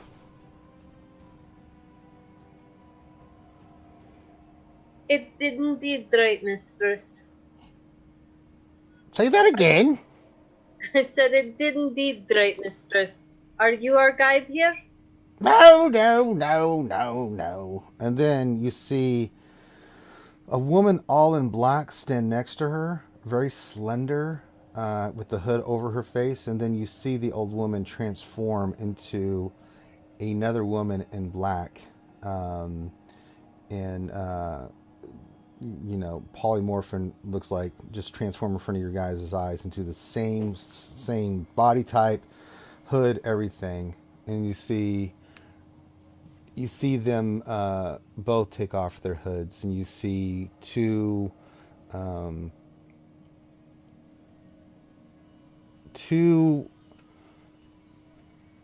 can I describe this?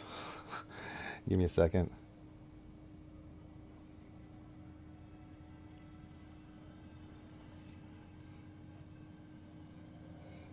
As long as they don't look like vampires, because then the rest of the party's gone. It's just me, Balloon, and Ashira. Just bringing it up that the same dude who sat there pushing at his own church's door is the one that stayed at the tavern. Yeah. Yeah, I didn't. You see two twin elven women standing in front of you, both with platinum hair, tied behind their head. Very long, but it's tied up. And then it's where the exterior kind of changes a little bit. The two dark doors that you were hitting before look like two looming doors of dark glass. But they seem to get a little bit more translucent as they've opened up. You couldn't see anything from the outside, but as you guys looked, you can actually see that you could actually kind of look at them. It's strange. It's kind of optical illusion with these glass doors. And it looks totally different than somewhat warped and dark glass. It's kind of the outside of this ebony kind of glimmering kind of structure and stuff. And the one elf looks at you, is like, well, it took them long enough, sister. It did indeed, sister. And they look at you. The one that was the old lady looks at you. Those that are here for their trials, please come forward. I Step forward. step forward. All right. Ashira, you may enter. And then they kind of beckon you in. I move forward. Right, you move in, and you guys see, like, as soon as Ashira steps a few steps in, she like disappears into darkness. All right. I'll flip up the eye patch. You see nothing. It is some kind of darkness you've never experienced before. Can I tell it's magical darkness? Hard to judge. You've never seen this kind of darkness before. It's not given a magical sense, but it's something weird about it. Excuse me, was that supposed to happen? One of the sisters look at you, and they both in unison say yes. Okay. Good to know. Next to come forward is Balin. Welcome, Balin. Please come forward. And he walks in. And last but not least, she looks over to you, beckoning you, Drom, to go in. Well, this should be interesting. I walk in. All right. You guys walk in. And then the doors, one of the elven ladies, the one that was the old lady, steps out, and then the other one walks in and disappears, and then the door's shut. Unfortunately for you three, this is where your journey ends for your companions. It could be days before you see them again. I will notify you when their journey is done. But Thank you. You may not enter. All right. Is there a nearby inn, or There are plenty of inns in Halassalheim. there any you recommend? They're all... That depends on your taste, sir. I prefer my inns to be vampire free. It's always a plus. There are no vampires in Vasselheim. Oh, that's good news. How about places that And serve she starts to smirk, other than the ones I conjure. And she winks at you, Reed. You mind explaining the nature of that? No, I won't. All right. That is for you to figure out. And she smiles at you again, just mischievously. Swell. Well, Swell there indeed. any that you recommend over others? I don't usually stay at those, so find one that you feel comfortable in. Enjoy your stay at Vasselheim. Great, thanks. You're a hell of a tour guide. I'm not a tour guide. I'm a high priestess of the Raven Queen. Well, I think we should go back to that steel bird place so that they, in case one of them is done earlier, or if this nice lady forgets to tell them that where we're at, they'll know where to look. Oh, I Instead can, of trying a brand new tavern. she's like, I can find you. Don't worry. Okay. I figured you could. So, anyway, at least tell them that we're back at the same tavern we've been. I shall do so. She kind of gives you a nod of the head bow. I'll sort of nod my head back at her.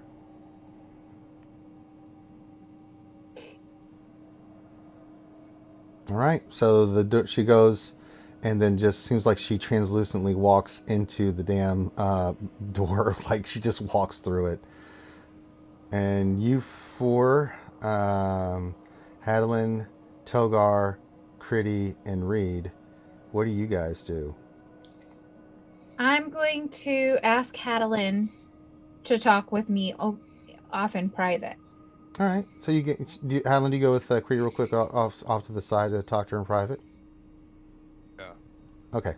So Hadlin comes, Dwarven stepping over. Hadalin, thank you for the book. It was interesting, but I don't think this is the book that Ayun wanted me to read.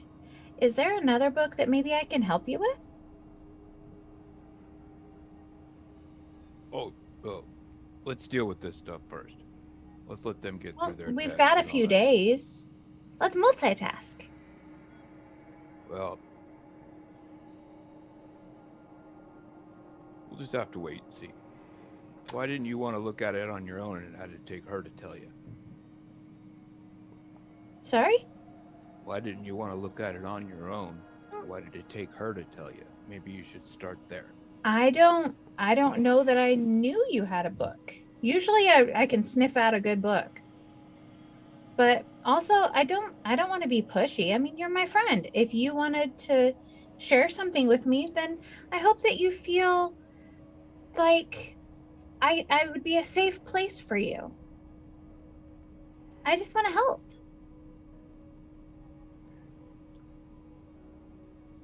We'll see. Okay. Thank you, though. I do appreciate that, though. I'm not trying to say... Meanwhile, do you want this book back? It was a weird story.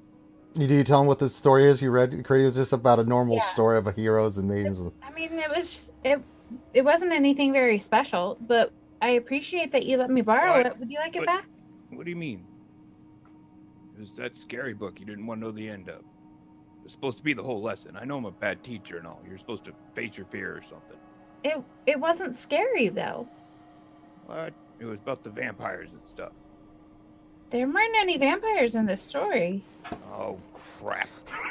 I'm bad at everything. Oh, no. I started smoking my pipe. You're not bad at everything. You might drink too much dwarven spirit, but, to each their own. Might notice I ration my dwarven spirit intakes, unlike some. You do have a good point. I think they keep trying to keep up with you, though. I'm a dwarf. I know. Called dwarven spirits. How silly is that? You're... Yeah. I mean, you didn't even have to read that anywhere, and you knew that. I mean, it's kind of like if you carry a rock around, you'll get stronger. I just don't get it. I mean, maybe you can help me understand some of the stuff I'm missing here. Well, I could try, but there's a lot that they do that I don't understand either. Like Togar keeps telling me these things that he's writing in his book, and I don't know what half of it means. Do you just maybe think you should smile and nod at Togar. That's probably the best. I do. Yeah. I checked some of his grammar, but even then, I'm not sure if that's a verb. You probably don't. I mean, that's for a different time. Yeah. Jesus. Kind of like the smoke the pipe and nod. Like I've got that down well. Gotcha. Like I'm doing it now. Well, I just want you to know whenever you're ready, I would like to help you. If you remember what I think Shearer called him Stewart, or someone called him Stewart. Yeah. Stewart the steward? Stewart the steward, yes.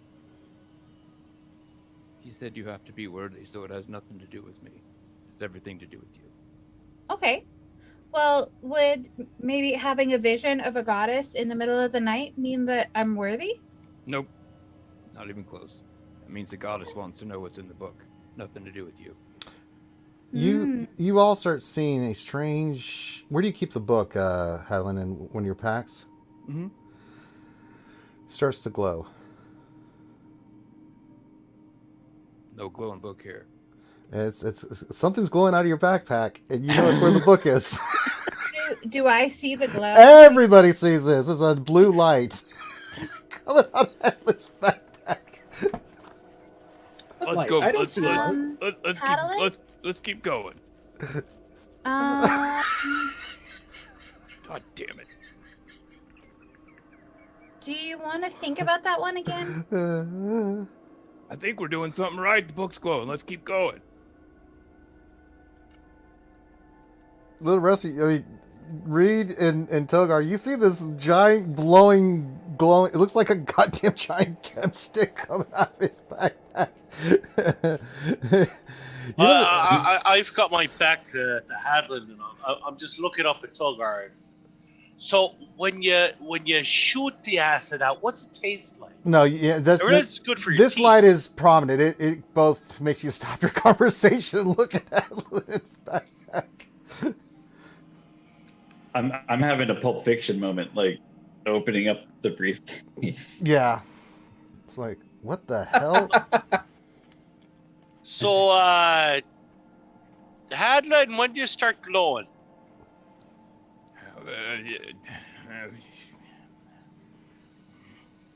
What does a $5 milkshake taste like? Fine. Like I do the, take my backpack out, take the book out, throw it kind of on the ground, not like really meanly, but just kind of just lay it on the ground. What's going on? Get it dirty. Can I pick up the book, or are you going to stop me? Let's just see what's it glowing for first. When the book is glowing, Mhm. and you want to touch it. Still a book. That's kind of what I'm getting at. Let's just So see you what. see that on the front of the book, you see that there's writing on it. Make an Can I- intelligence check. This is languages. Well, I mean, I'm not stopping her from looking at it beside me. No. Well, you think it's dangerous. Can I see the languages from where I am? Yeah, you can all roll an intelligence check. I mean, Crady, you looks familiar, but it's not. You see that this is going to have to be. I mean, what you do realize with the 14, you can't read it, but it's going to have to be deciphered. I rolled a 21. Reed, you can see that with Hadlin, you Wow, what a great time to roll a natural one. yeah, you're thinking that the blue light is Pretty blue light. Yeah. Look at that pretty light. well, you get Doesn't mean pretty light. anything. I Yeah. should put it away. Yeah. Crady, you're looking at this and Ignore the bright light. there's writing on the front of it. It looks familiar. Reed, it looks familiar. You're not sure. You think you've seen this before. It's Dwarven, but you have never seen Dwarven writing like this before. Crady, you've seems familiar, but you don't pick up on that. Other than it just seems familiar, but you cannot place where you have seen something like this before. She was getting ready to read that book just before she met us. Oh, No. But she did get a chance to. I don't think so. I do read and write Dwarven. Is it ancient Dwarven? You can't tell. But I can definitely tell there's a form. It's Dwarven runes, but you've never seen this Yeah. kind of I mean, I speak Dwarvish, so if I still can't recognize it, Yeah, it's got something on the front. Like a picture. Can I touch it and cast Identify? You gonna touch the book? Can I touch the book and cast Identify? Togard, that's probably not a good idea. If he'll let you touch the book. Yeah. Like, if you go to touch them like Togard, I think you're not gonna have a good... This is worse than drinking Dwarven spirits. Let's just put it that way. I will pull my hand back and Alright. take a sip of the brandy. I'll reach down, I'll pick up the book, I'll hand it to Hadlin. Make a Constitution saving throw for me.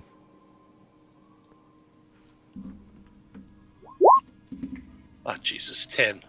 You take 3 points of damage as it shocks you and you drop it. Whew! Nothing bad. He's just like, owie. Hey. Probably better. Adeline, Probably better that happened to you, Reed. I've seen that maybe once. Adeline, I feel like I was told to help you with this, and if I'm not brave and if I don't try new things, I will never know what I'm capable of. May I please touch your book and see if I can hold it? I'm gonna be brave.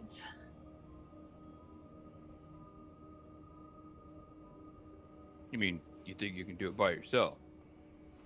I That's think what I'm you're saying. supposed to help you. Can we So- hold it together? You want to... I'm looking for you, that's why. You were visited by... Come on, books glowing. This doesn't happen all the time. What do you think? So do I you guys know, do you I guys feel pick like do you guys this pick is up the meant book? to be.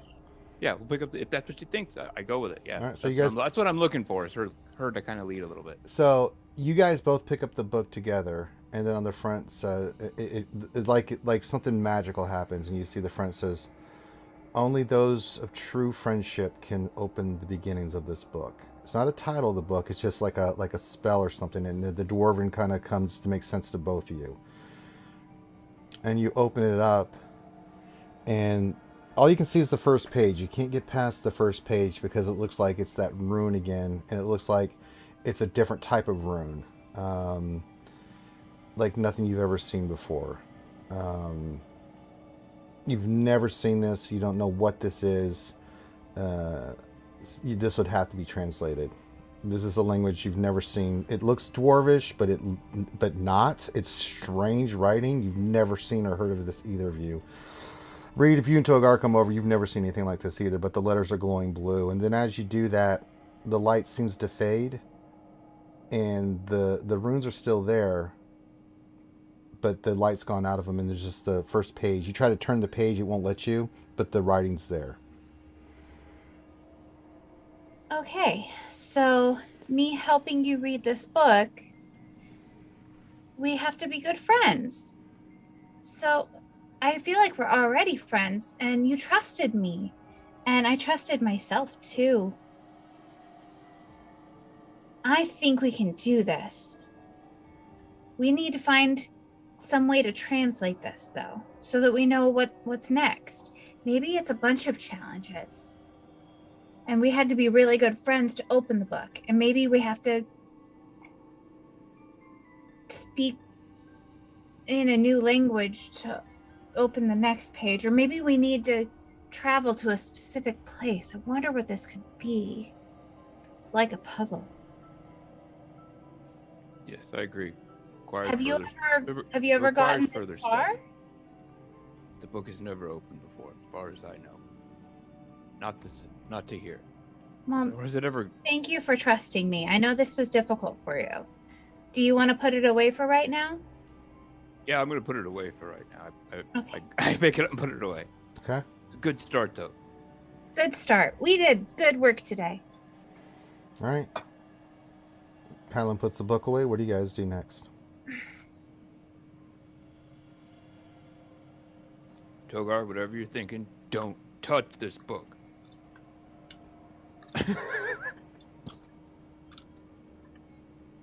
Togar, you're on mute. So you were asking about the acid. Yeah, I mean, I figure it's probably fairly good for your gum health and all that, but like, what's it taste like to shoot it out? It's like a marching band of pink elephants dancing with lavender balloons. So sweaty and glittery? It's about as accurate as it can get. Sometimes things look a little. little staticky afterwards, but it only lasts for a couple hours. That sounds bloody dreadful. How often can you do that? Every day. I see why you don't do it every day, though. Now you get a little burned out. I'd imagine, like, it probably sucks a lot out of your gut to go, like, taste my poison, marching band, pink elephant shite.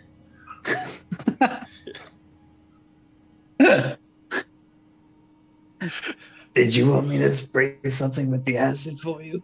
No, I'm good for now. Like, but it's just interesting to know, I mean, it does seem like a rather unique thing only the Dragonborn are able to do.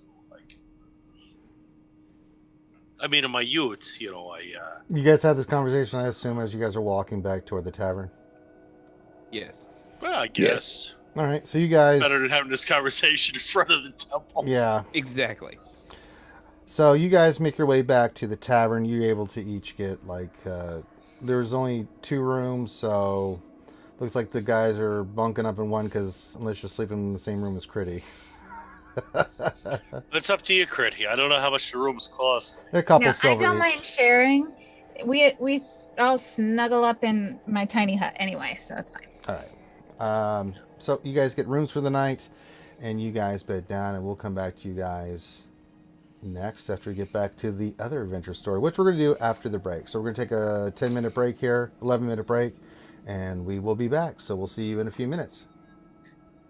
Hey everyone, Finity from Reality Skewed Gamers here, and I wanted to take a minute to thank every one of our fan and viewers out there for showing your love and support for RSG. Now, how can you continue to show your love and support for RSG? Well, first off, a simple thing, head on to our Discord, a growing community of gamers, great place for you. So if you're not on our Discord already, !Discord in chat will give you the link to join our Discord.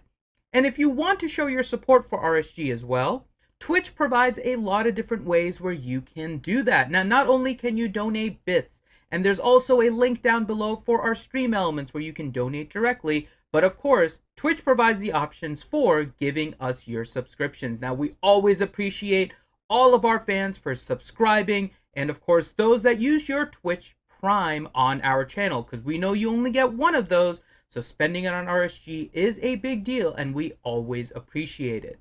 And if you want to help others also to experience the true nature of RSG, you can also gift a sub to anyone in the chat as well. And for those of you that are Twitch Prime members, if you've given it to us before, we would always appreciate to get it again, but Twitch Prime does require you to do it each month.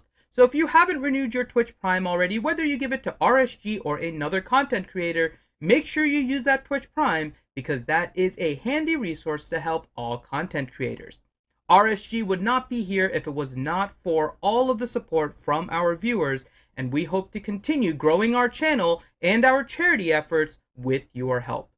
So for that, I, Infinity with Reality Skewed Gamers, want to thank everyone out there, and of course, show you our love.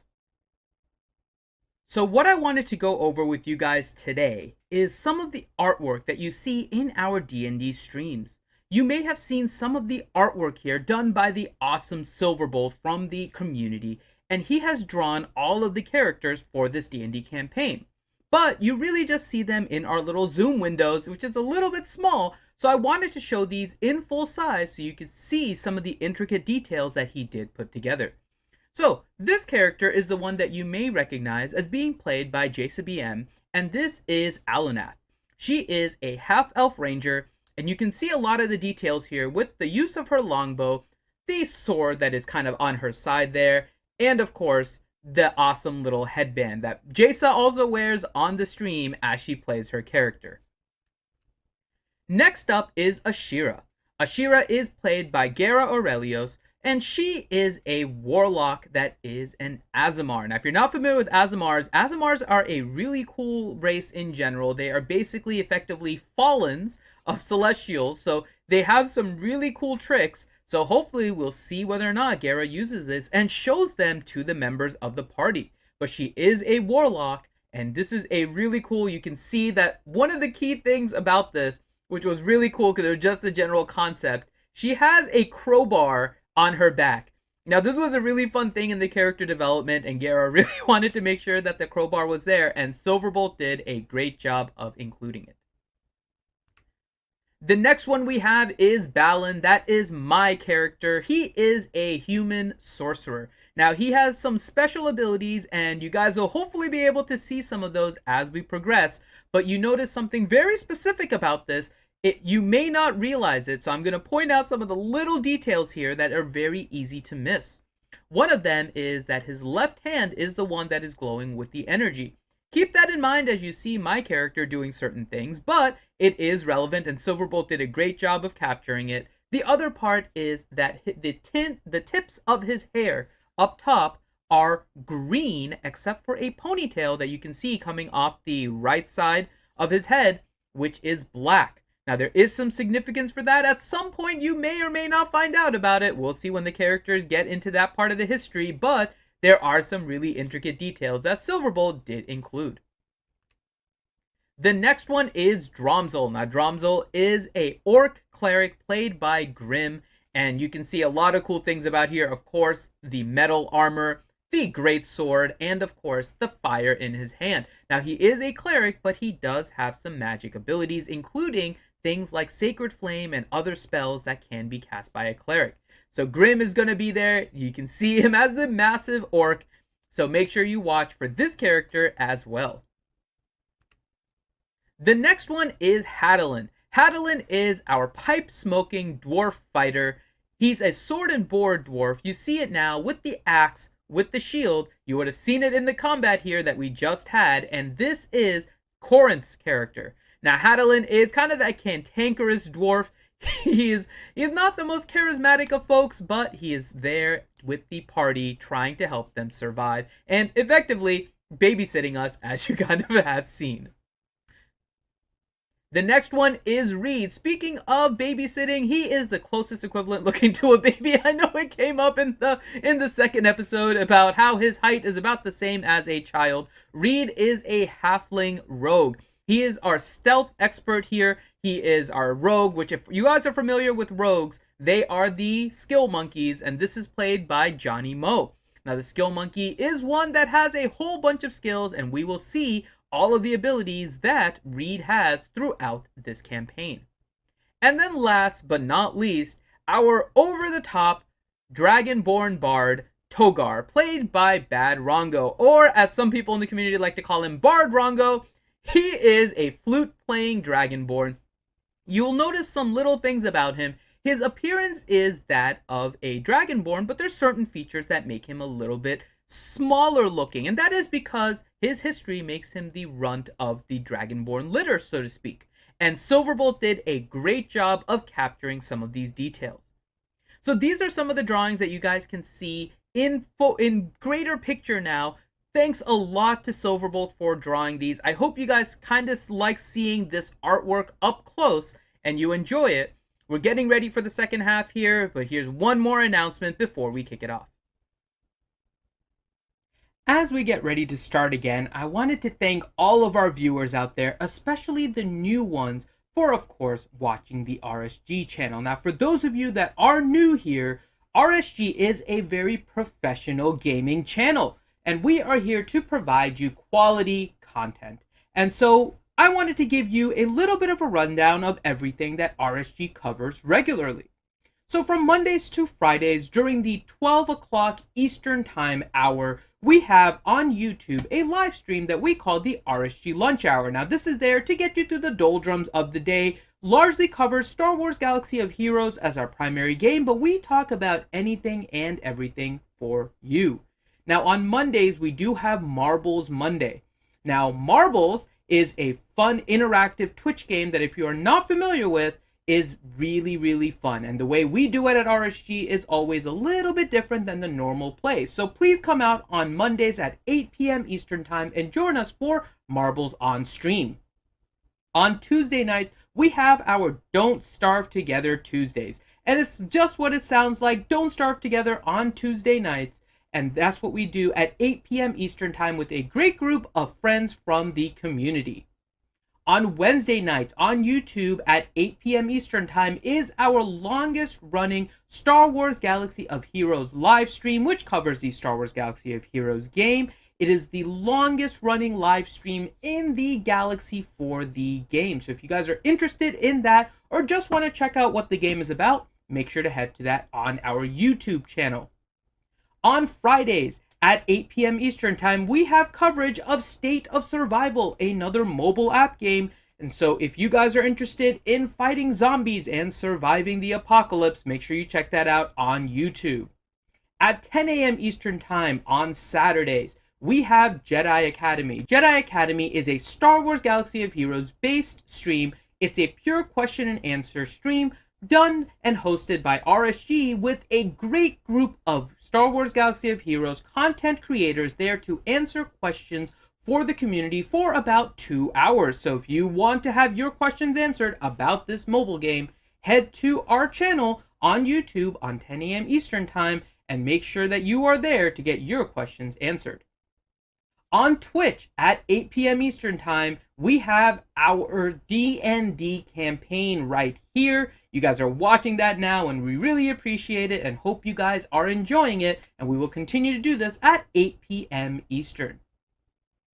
Then on Sundays at 5 p.m. Eastern Time on YouTube, we have our Star Wars Dungeons & Dragons campaign. That's right, 2 Dungeons & Dragons campaign, our regular normal D&D 5e on Saturdays, and Star Wars on YouTube. So make sure you check that out as well.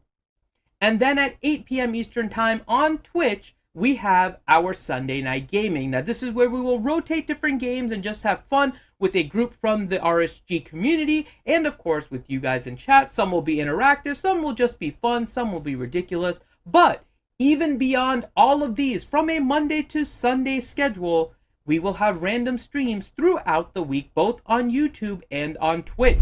So make sure that while you guys are here on Twitch, you hit that follow button so you can get notified whenever we go live. And with that, we're about to get started here with our Dungeons & Dragons stream. So I hope you guys have enjoyed this little break, taken some time off, and get ready for the second half of the campaign. And on that note, I am Infinity with Reality Skewed Gamers. Thank you guys for watching and hope you enjoy the second half.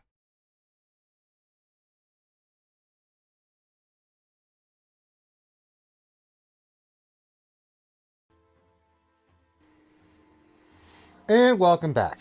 Glad to have you guys back. And we continue on with the adventure. Everyone's got some food. I just had a little bit of slice of carrot cake. It's my cheat day, so it's been glorious. It's the only time I'll ever get to eat it during the week. So you bet your ass I got me some carrot cake. A little jealous. I love carrot cake. I know, but the rest of the week it's back to eggs and meat and working out and just murdering myself. So all right. Well, you said you dropped like 40-something pounds. Well, Yeah, I'm trying to I get can down think to... of far worse diets there for you, Ranger. Oh no, I have to have steak every day. Oh no. It gets old Oh, after a no. while, though. I mean, it really does. But we're not here to talk about that. We are here to continue the campaign. So, Shira, as you walk in, you're surrounded by darkness. You keep moving forward. It's a little discombobulating because you're surrounded by nothing but darkness. And then you feel you're being led somewhere. You're led into a chamber where you see a woman all in black. No, you can't see her face or anything. You walk in and you walk to your room. There's a place, like some little hooks on the wall, and she tells you to take off everything. Do I see Valen or Nope. Drum? Nope. No. I drop my clothes. All right. You drop all your clothes, all your weapons, everything are hung up by this person who, as you take it off, she helps you, takes off all your stuff and hangs it up and hangs up your weapons, puts everything ready for you, and then she doesn't see anything. There's a door, and she just motions for you as you do. Like you see the doors, like the stone kind of open up, and then you walk in. And then you see a chamber that is a big square pool of red liquid, and there's a couple torches lit in here, and that's it. It's just you and this big pool. You've seen something familiar like this before. When Balin had his ritual done.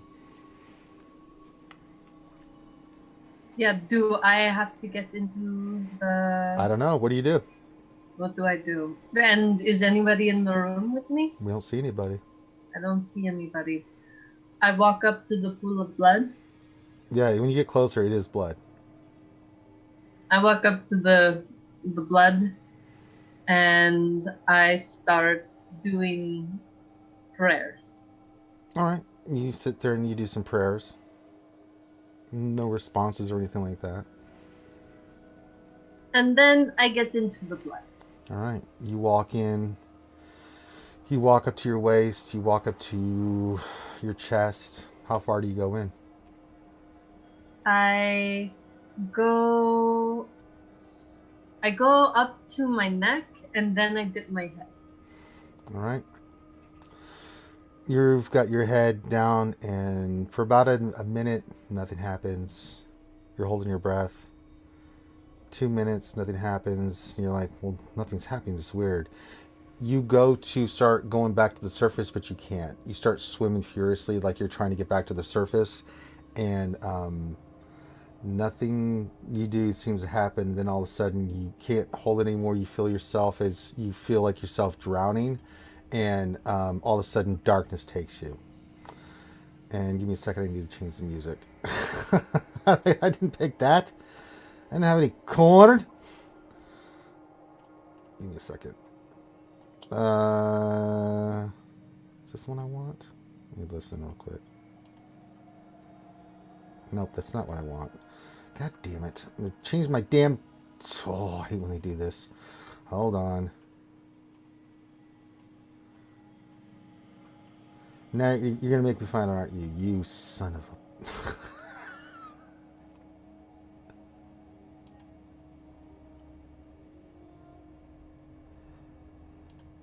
a... Okay. I'll just go with this one. I can't find the one I had. I had dark music, ambient. I can't find the damn thing now. I don't know if they removed it or what the hell happened. Alright, so back into your scene. Darkness overtakes you. You feel yourself being pulled in darkness. You can't see anything. You can't hear anything. Like all your senses are working against you as you feel like you're being tugged.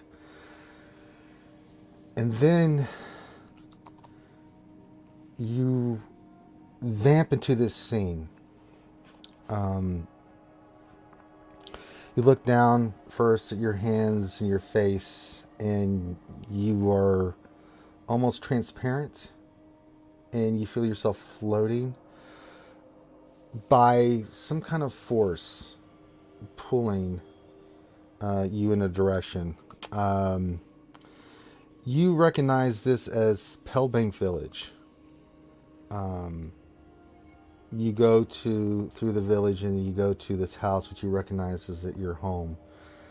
And you see yourself outside playing as a little girl with some other small little kids from around the village, you know, just doing kid games and stuff. You can see your mother and your father on the outside kind of looking on with happiness as they look at you playing with the other kids. As you know, it's like the end of the workday and they're just kind of letting you be a kid before it's time for dinner. And then you see your mother call you over, and you go running over from your friends as you wave goodbye. You run over to her, and she scoops you up. You're about 4 years old, and she picks you up, and you're giggling, and you, your father, and your mother walk inside the door, and then instantly, the scene drastically changes. The next thing is at night.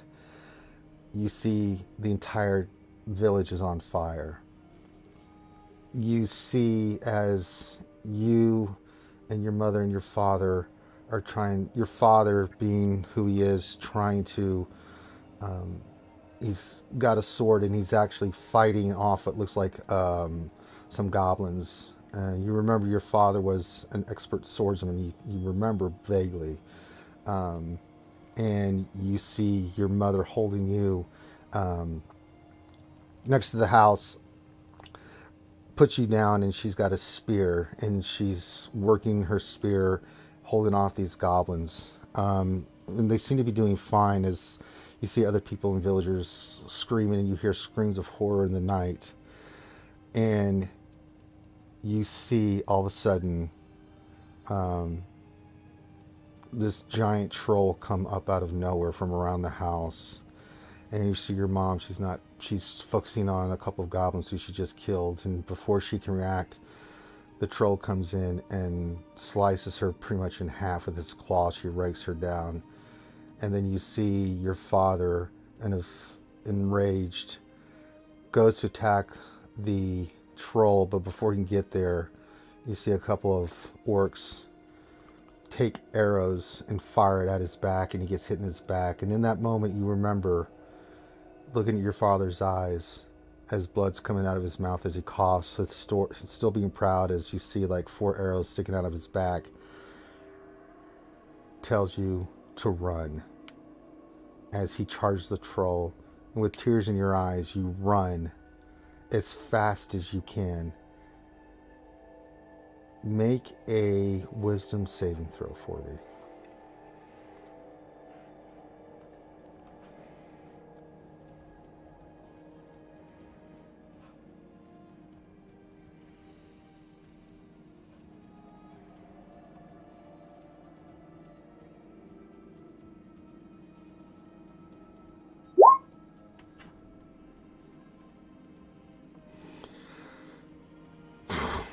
Oh, 8. I was about to say. Okay.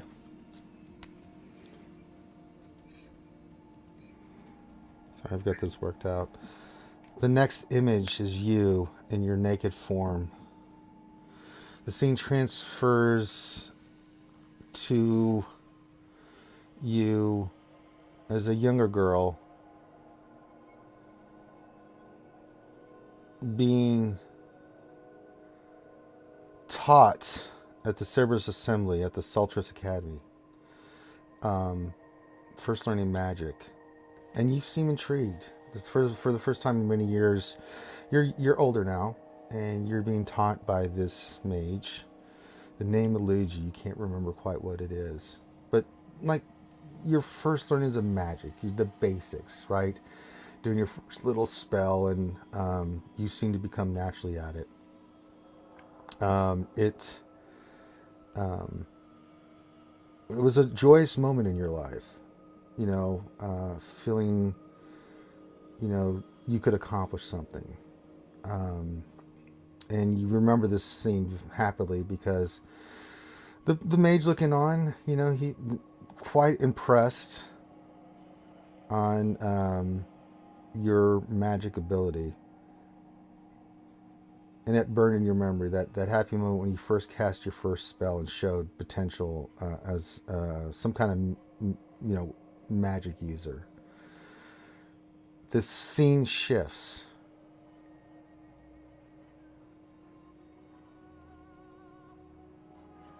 And then you see that horrible night.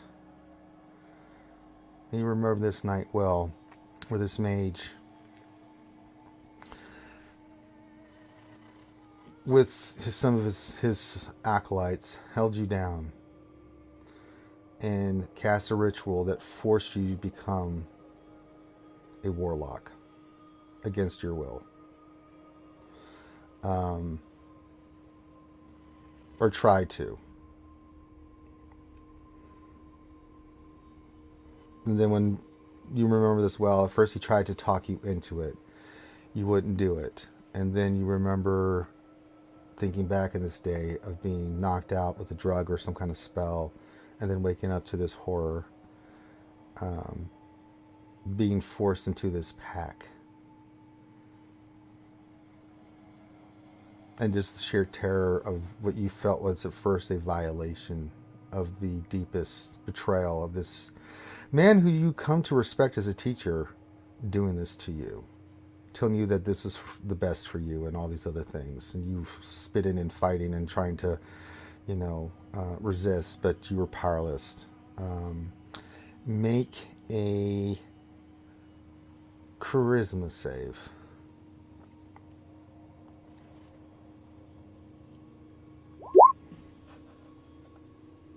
Okay.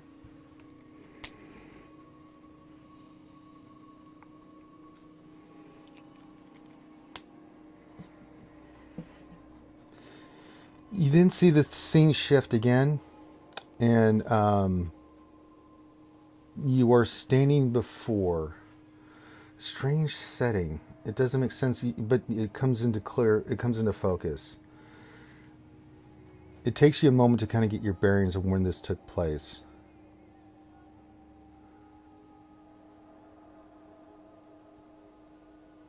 You remember a little bit after the attack in your village. Surviving on your own as a kid. In the day you saw a symbol. One of the village, one of the smaller towns you would go by. You would kind of tagged on by a small band of mercenaries who had brought you along and let you clean their equipment and stuff like that. This group had been there to the aftermath of the troll village. So you've been with these guys for a couple of years, but you remember seeing a symbol, the symbol of the deity that your parents worshipped. Your mother being a full elf, your father being a human being. Yet it's strange, you were neither. But they always worshipped Corlon, the king of all the elves, the deity of all elven kind. And seeing that symbol and being filled with rage as you remember this moment where you thought, where were you? Why didn't you help us? Remember how pious and dutiful your parents were in worshiping Corlon. And then the scene shifts. And you stand in this chamber. White chamber, white kind of grayish marble. Beautiful decor, art deco designs. Think Lord of the Rings, elven designs in this kind of hall, but it's opened and you can see and hear birds in the background, and you can hear some kind of music playing in the background, but you don't see any musicians. And you can see the architecture is incredible. Scenes of elves and playing music or fighting, but it's an artful form, and with this vine tapestry that goes around the marble and everything. And standing in front of you is a man. And chainmail, elven chainmail, with long golden hair and blue eyes that have this twinkle of starlights in his eyes. Like you see starlight coming into his eyes, and he has this bemused look on his face. And with his voice that you've never heard come before, you've ever heard anything like this before, he kind of stands up smiling at you, and he's like, Ashura,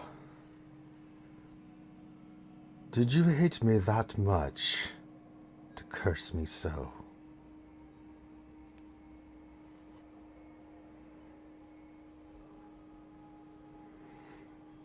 And this time you're not transparent. You get your surroundings. You're standing in front of this whatever this is,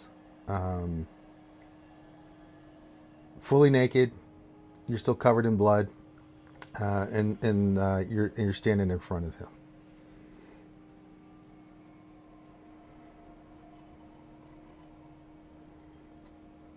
And I have volition, or am I just observing? This time he asks you a question. I kneel and with my head down, and I say, yes, I did. And he kind of walks near you and walks around you. So, you think it was I who's to blame for your parents' death? And he's walking around you as he's looking at you. And I say, no, but they loved you. And where were you? He stops for a moment.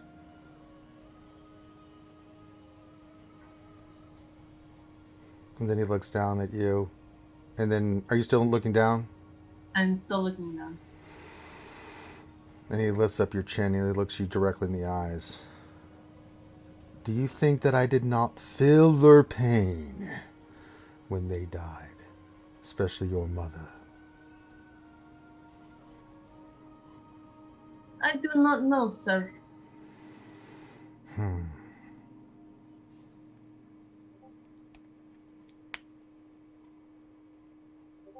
then he stands up and then he kind of goes back to his chair and sits down. It's like, this will not do. He just kind of rolls his eyes and then he waves and then you're clean and you're in like just a white robe and then he magically a chair appears in front of you. Let us talk, you and I, Shira.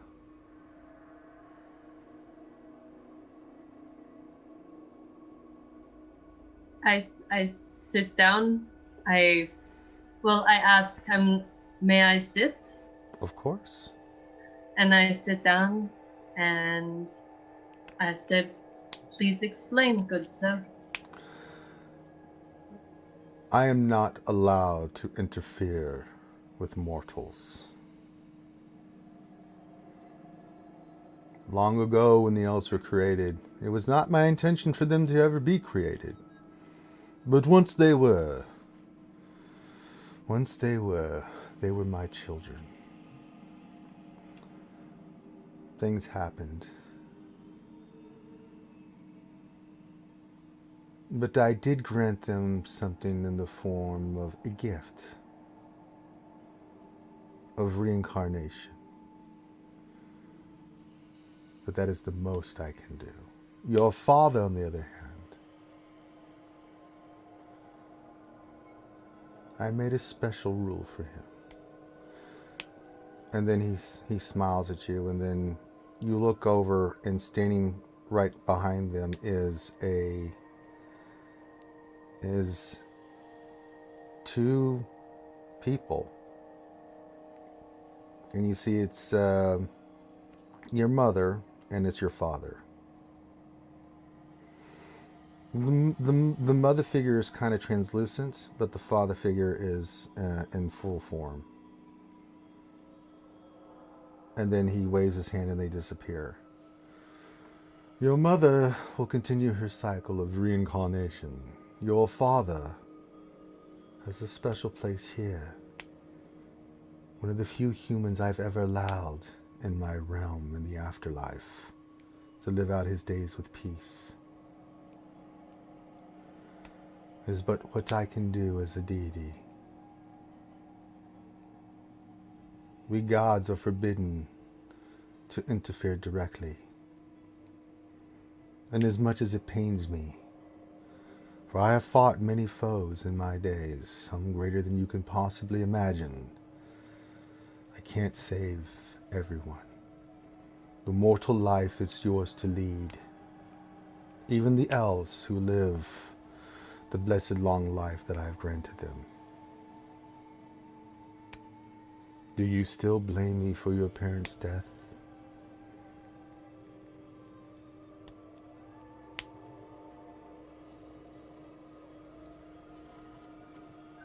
I am more at peace than I was, but forgiving what I thought was your fault will take me some more time, even knowing this. He smiles. I like your answer. Yes, I do. He kind of smirks. Now, we come to it. Your parents were true believers and followers of mine. You, against your will, were forced to make a choice to the Raven Queen. If you but ask, I will grant you the boon of freedom from her and make you a champion of mine, as you were meant to be. And then he smirks, and I've got something for that stupid mage as well. Make a religion check for me, Shira.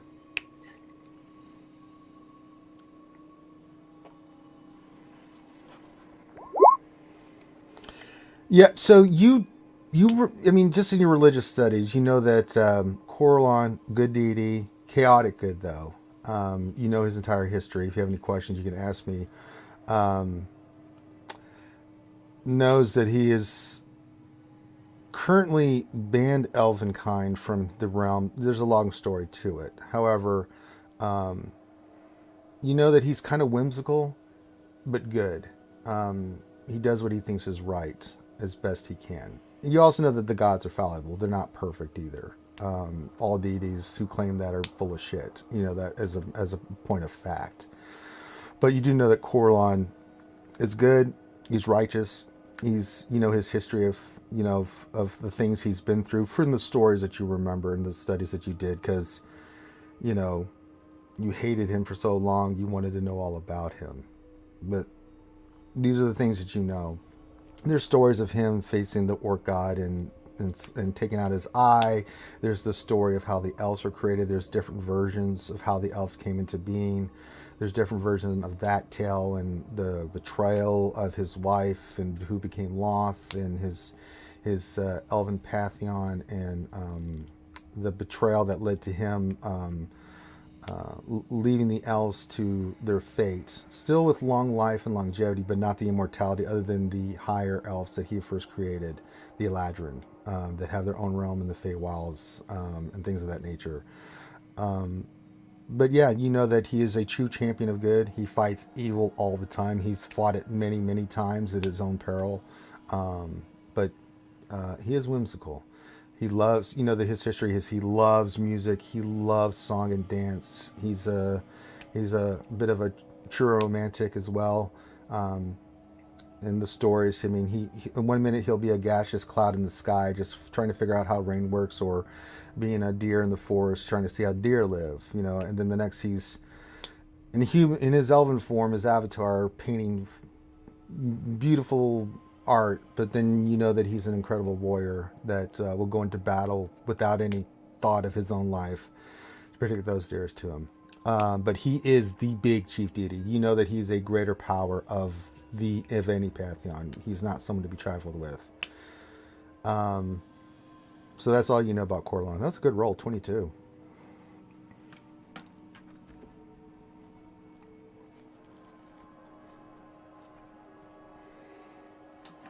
That is quite the offer.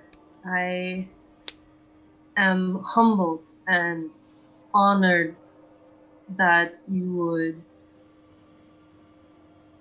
make this effort on my behalf. It is very overwhelming. Do I have to make a decision right now? He looks sad for a moment. Unfortunately, yes. I must know, because that usurper, and you see him sneer at the thought of who you think is the Raven Queen, has meddled in my affairs one too many times. Goddess of fate. Indeed.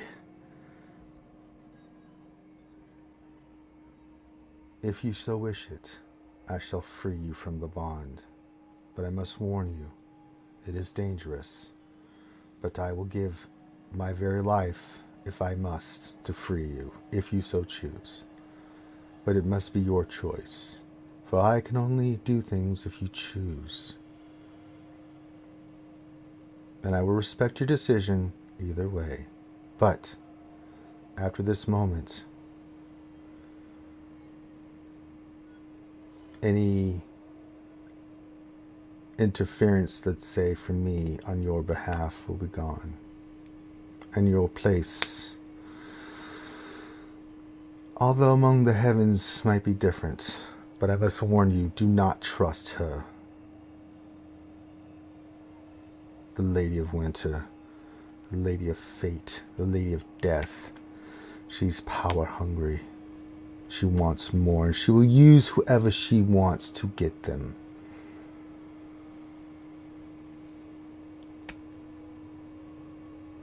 She has been... It is true, I did not choose this.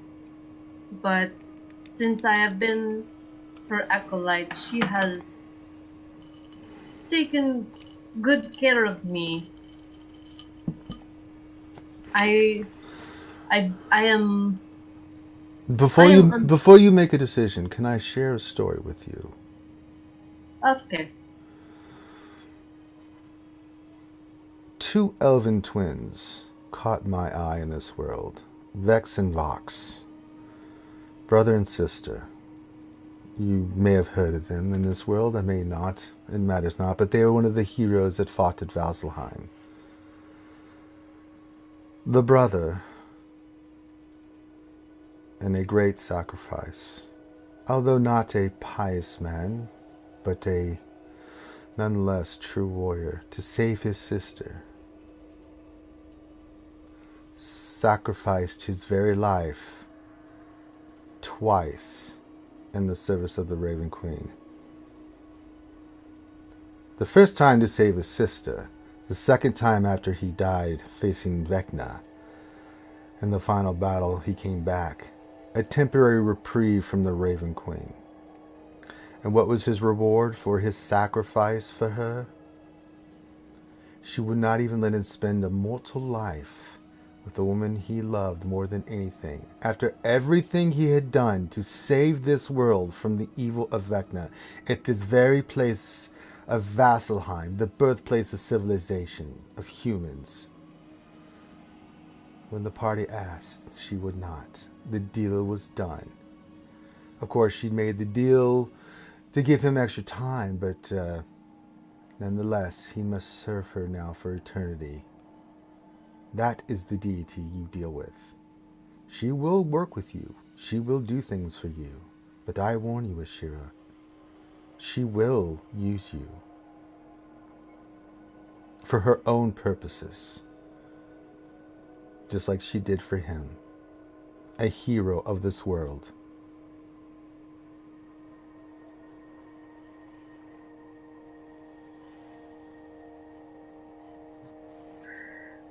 What does an Asimov to do caught between two gods? It's still your choice. If you would free me, then free me. Do you offer yourself willingly to be freed? You must say yes. I can't do it without your blessing, my child. Yes. All right. Wow, okay, so the choice is made. He comes over to you, he draws his sword, he stamps it in the ground, and you start seeing a blue energy come off of it. He says, "Come forth, Ashira, daughter," and grab my sword on the handle.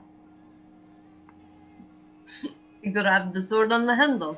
All right, you put your hands next to his. He's kind of shrunken down to just a little bit taller than you, but he's in his sword it's a normal size, long, like a bastard sword, but it's really you've never seen a sword like this. You put your hands on there, and he smiles at you, and then he winks at you, and then you see these energy pulsate through you. Make a Constitution saving throw with advantage.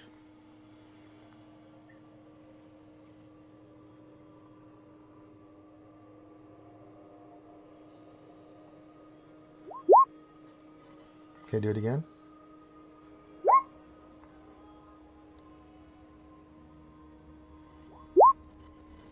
21. All right. So this is what happens.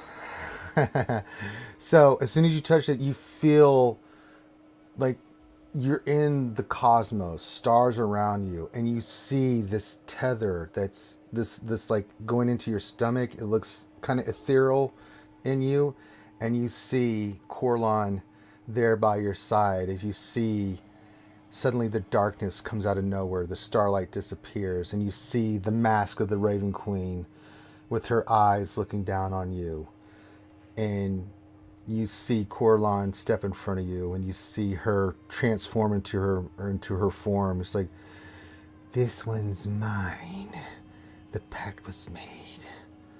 And you see Corlon like brim with power as she starts shrinking back, and you hear his voice boom throughout the heavens. She was taken against her will, usurper.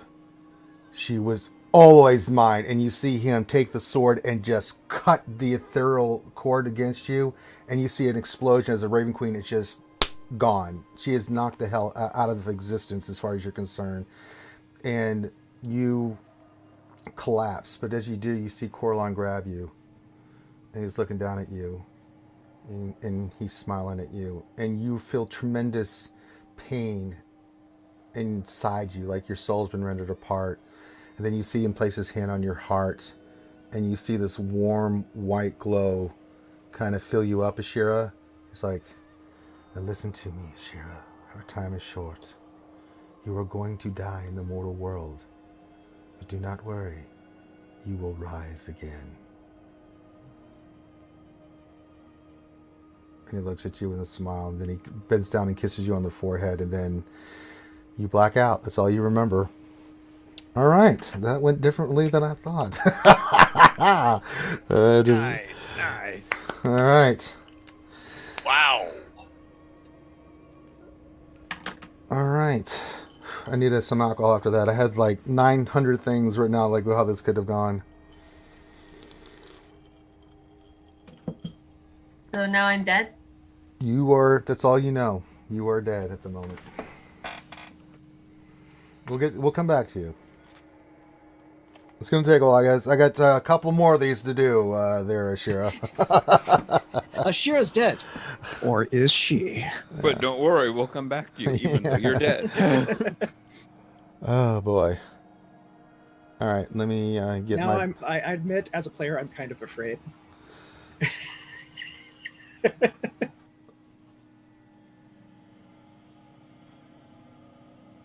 was some good role playing there, guys. That was awesome. Yeah, that was really good. Okay, let me just I'm getting set up here. All right. Drom, you're surrounded by darkness as you walk in. And as you walk in,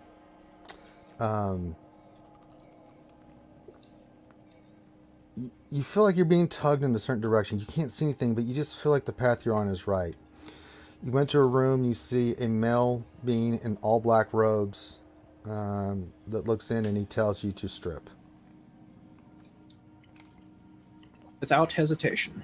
All right. He puts up all your belongings on a hook and everything, and then the stone door opens, and then he just does a gesture for you to walk in. I do so.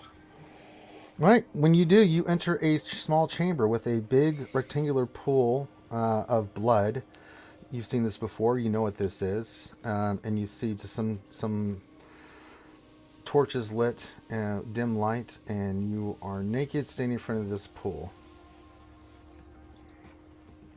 What do you do? I'm the only person in there? Mm-hmm. And, well, like before, Drom did see what the whole ritual with Balloon, right? Mm-hmm. So he knows pretty much what he needs to do. Mm-hmm. Okay, looks like I'm going for a swim. How enthusiastic are you? You know what has to happen here. Do you go in and just... He does it. No hesitation? That's yeah, this is him trying to prove himself, remember? So He's no hesitation. All right. You go in. You don't even. You just dive in. He's just going for the bottom, and you just start swimming like a maniac, thinking, "I'll get to the bottom eventually." And then you realize, wait, there's no bottom. Uh-oh, I may have made a mistake here. And then all of a sudden, you get tired. Your body, as you swim further and further down, as darkness takes you. Darkness engulfs you as you feel your life being pulled out from your body. And then you feel your body being pulled as you're back in the Rhine Plains. In the orc village where you were born. And you see your mother and your father, and you remember this day. You were about 7 or 8. Your father's practicing with you, but he's being very hard on you. Your mother looks on stoically as you're practicing with dull blades. Orcs don't have wooden blades. And you keep attacking, and he's from what you remember, it didn't feel like he was holding back. You felt like he was really knocking the crap out of you, and he was. You kept getting up, and he'd knock you back down, and you try to do another thing, and then he'd knock you down, and you get blood in your mouth, and then you spit, and you get back up, and then you try to attack again, and you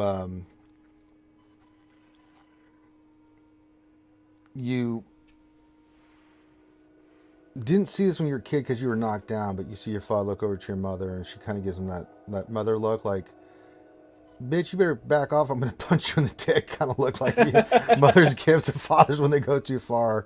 You see him kind of grins like, oh, that kind of thing.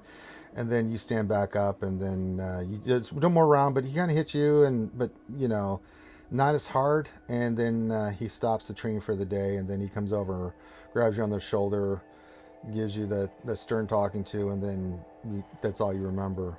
The scene shifts as you see the night that the rival clan of orcs come into your village and the bloodshed that happens.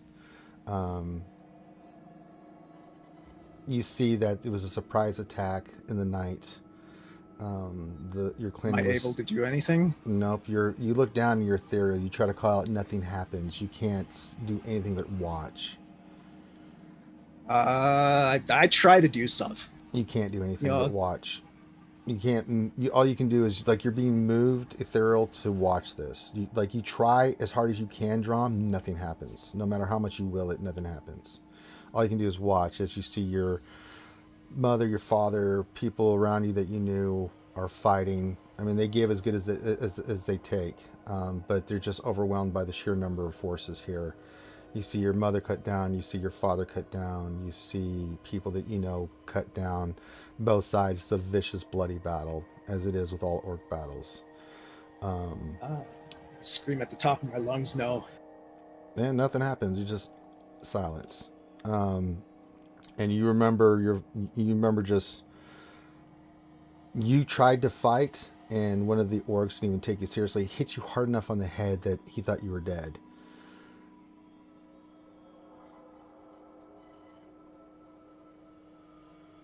Your body shifts,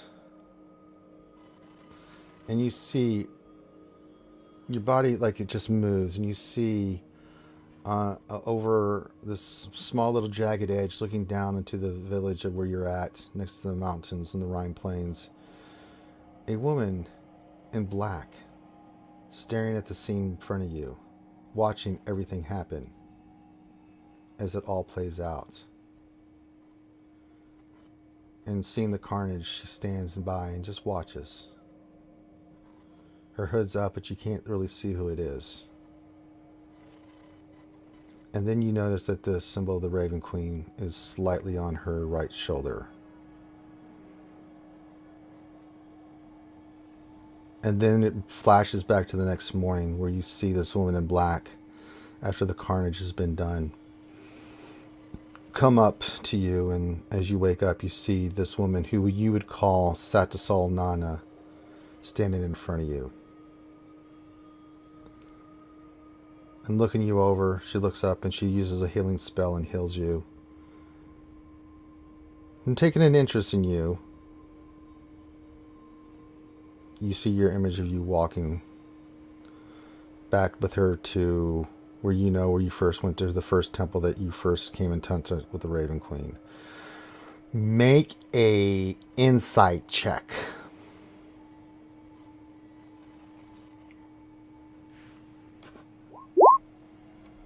19. So something you remembered in that vision, that you were so much information as you're watching this vision go away. When she was looking down, you saw a smile on her face.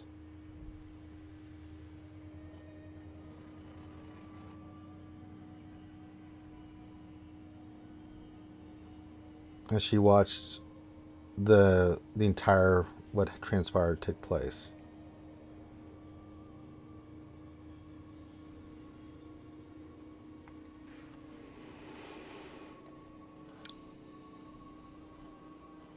Okay, let me do something here. Let's see here.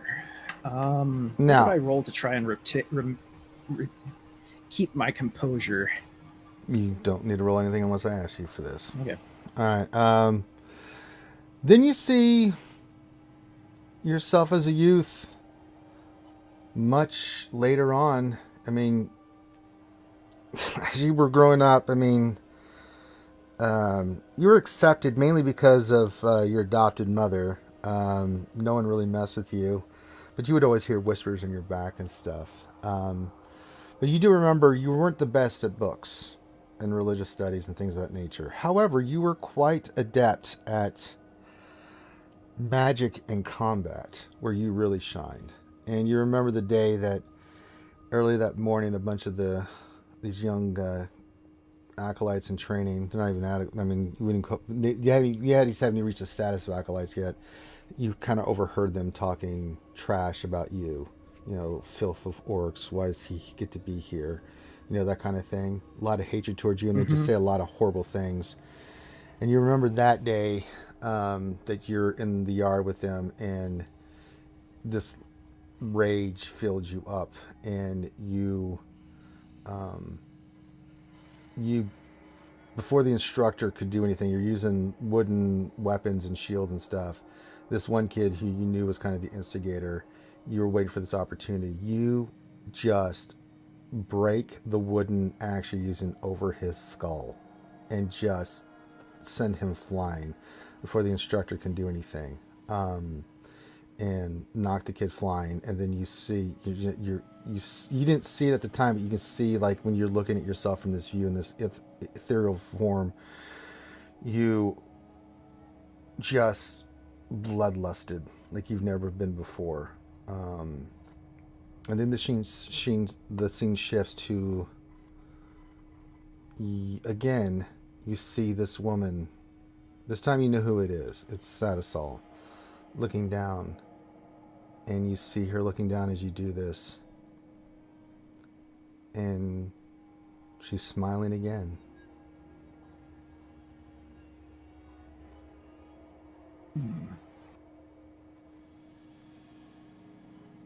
Roll an insight check again.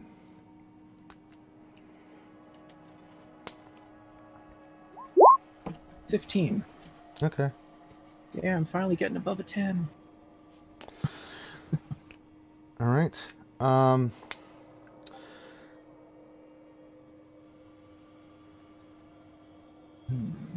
And finally, well, not finally, but then you go to the scene where, after this incident happens, sorry, I skipped a step here. You see Sadasol when you come in. She first talks to you sternly, like, you know, she chews you out, but then she comes over and you see her kind of bend her knee and look at you and grab your face in both hands, with both of her hands, and says, "You must never give in to your anger until it is time, my young champion of the Raven Queen." And you take pride in that moment, you know, because at first you knew you were going to get your ass chewed because you did what you did. I mean, the boy lived, he was fine. I mean, you just bashed him over the head. Taught him a lesson. That's what I did. Yeah, in your mind. Teach But him yeah, or look. but I mean, you see the scene where first she's ripping you a new ass, like you're like almost in tears how harsh she's being, but then she does that, and then it comes to darkness overwhelms you. You see in front of you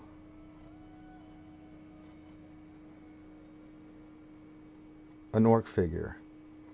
First, you can't make it out. It's just in this darkness, you see this light as this orc warrior comes in front of you.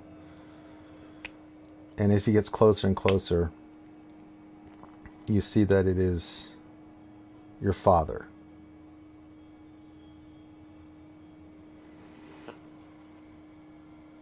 And he looks you up and down, gives you a nod of approval. So, you've gone to grow to be big and strong, have you?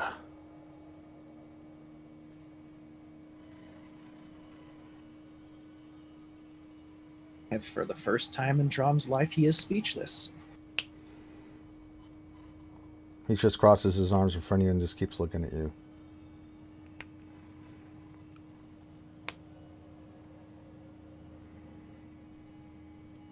This is not possible. Oh, but it is, boy. It is. You've become a fine warrior. But then he looks at you curiously. But the Raven Queen?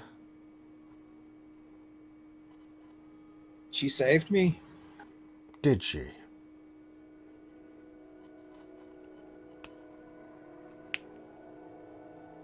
You may be big and strong, but you didn't get the nexal smarts, did you?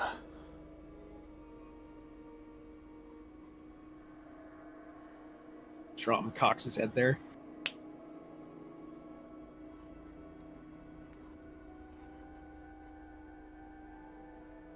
I do what is needed of me. Do you do it for yourself, or do you do it for that human woman?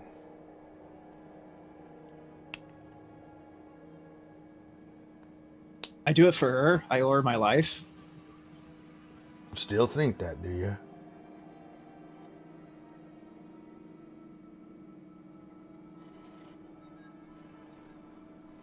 Well, if it wasn't for her, I would have perished. And then you just see him cock back and just punch you right in the face, send you flying. Boy!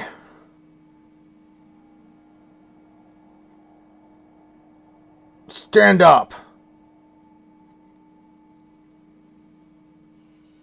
Okay. I stand back up. What do you if do? I can.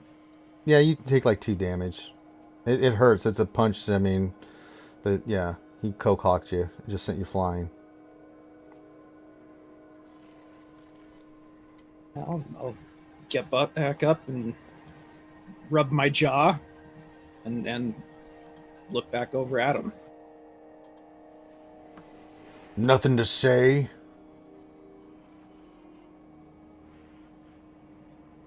That's not my way anymore. Be warned, boy. Be warned. This woman will be your downfall. And the line of your mother and me will end with you. The choice is yours. But I warn you, boy. I warn you. Trust that snake woman.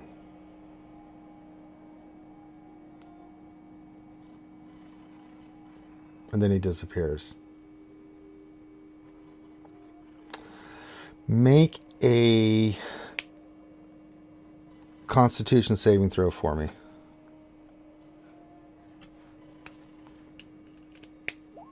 Oh no. That's a 6. Okay, and then I need you to make a Wisdom saving throw for me, please. Wisdom saving throw. There it is. Sorry, I was rolling straight Constitution, not. I do Constitution. Yeah, I mean, yeah, make another Constitution save. Okay, here's the wisdom save. Okay. Here's the constitution save. Well, it's pretty much the same thing, a +2. So, do you want to take the first one? Oh, it's still +2? Yeah, I just noticed that. It's just Constitution. Yeah. It's the same It's the thing. same. Yeah. It's just, yeah. Okay. All right. So, that's fine. All right. After that, you see the mask of the Raven Queen come before you and then transform into this woman in white and black dress. The dress seems to follow her and then disappear behind her, and it's kind of some kind of weird, elusive, translucent kind of properties. Long, white, blondish hair with the mask on, and she stands before you. So, my seem-to-be acolyte, do you swear to follow the Raven Queen for all time, or do you choose to go another path?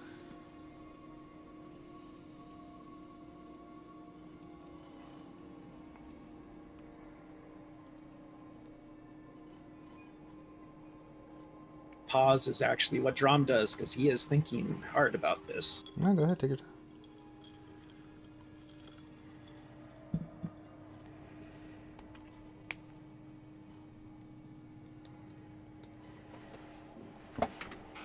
I have a few questions, if you'll allow me them. She actually smiles. Well, finally, Drom is using his mind. How delicious. Ask your questions.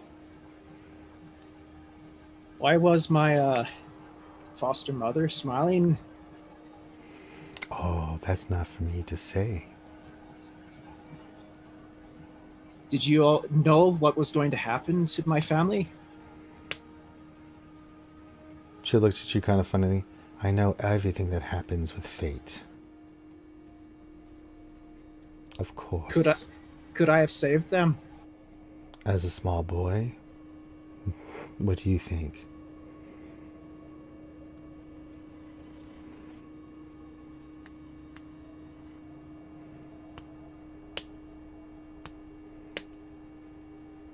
Chances are no. And he looks down at the, well, there isn't a floor, is there? Nope. Well, he looks down.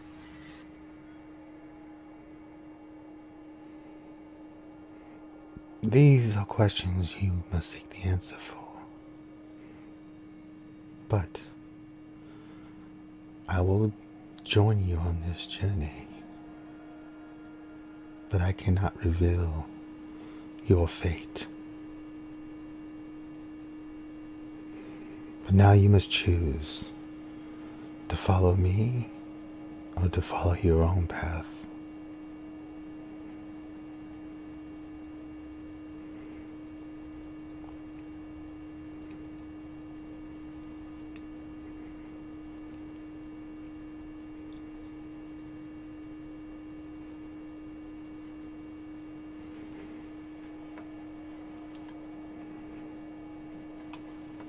I genuinely have to think about this part. How is Drom going to do this?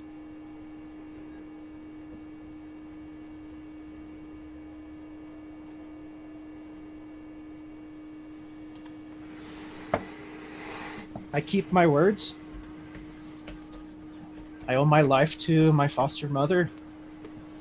She brought me into your service, so I will follow you. Very well, my priest. And then you see her come over and just take her finger and touch you on the top of the forehead, and then darkness surrounds you. All right, back to the other guys. It's the next day. You guys haven't heard anything. You guys kind of sleep in. You're all tired. You guys wake up a little bit later than normal. Why not? You can sleep in. There's nothing much going on. But you guys come down. It's like a Saturday. Yeah, you guys come down for late breakfast. The innkeeper gets you some meat and sausages and some eggs. It's all they have. I mean, with bread and stuff like that, cheese, With bacon and such. Yeah, lots of bacon, lots of sausage. So, I figure maybe a little later on in the day we wander close to the temples, see if they're done. I don't know. I mean, she said it would take a few days, but I mean, they seem fairly bright, so maybe they breeze through it fairly easily. I'm a fan of getting out of this tavern. At least go out and see the Sausage sights. doing it for me. Oh, you're not a fan of the sausage? A little too much sausage in this tavern. We should go walking. I don't know. The sausage isn't bad. Maybe a little heavy on the fat a little bit. Well, as far as a breakfast sausage goes, it's not bad.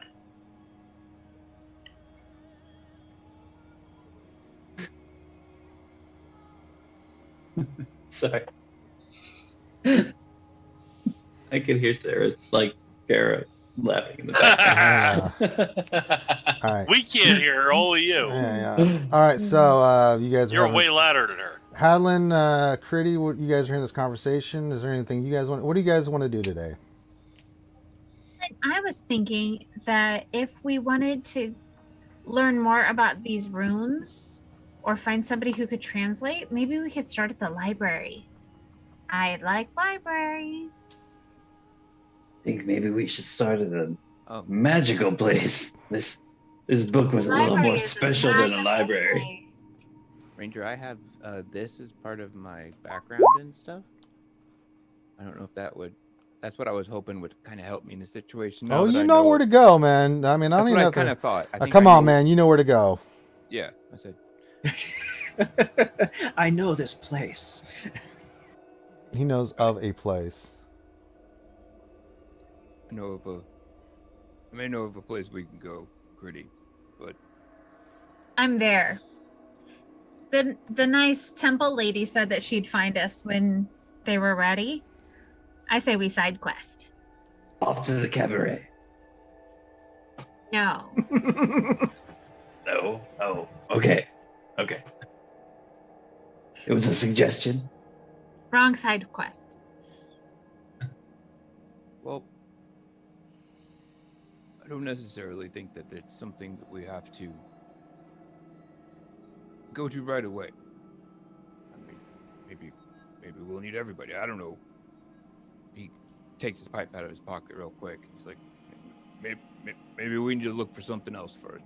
Maybe we need to figure out if we need to go. I don't know. Are you bullshitting right now, there, Hadlin? He's Yeah, you're bullshitting. Make kind of bullshitting. Yeah, for make sure. a deception or performance check, and Critty make an insight check. Oh, for Christ's sakes! What did you? A natural one again of a 0. My God. God. How are you that bad at deceiving? It's not. It's Well, I not have no his- charisma. Yeah. I don't have. I'm a dwarf, so I don't have any charisma. You're He's adorable. blunt. There's a difference. Yeah. Yeah. All right. Crit. Madeline? Yeah, you have advantage on if you want to persuade him to go somewhere, big time here. Yeah, I think that we should keep on this. You and me, we can do it together. Make a persuasion. Make a stop persuasion being check shy. with advantage, please. Sorry, you did say that, and Yeah. that was helpful. Yeah, he doesn't get a roll because he rolled a 0. 0 means you get nothing. Good day, sir. Oh my God. Yeah. Yeah. You give in, Howland. I mean, you know where to go.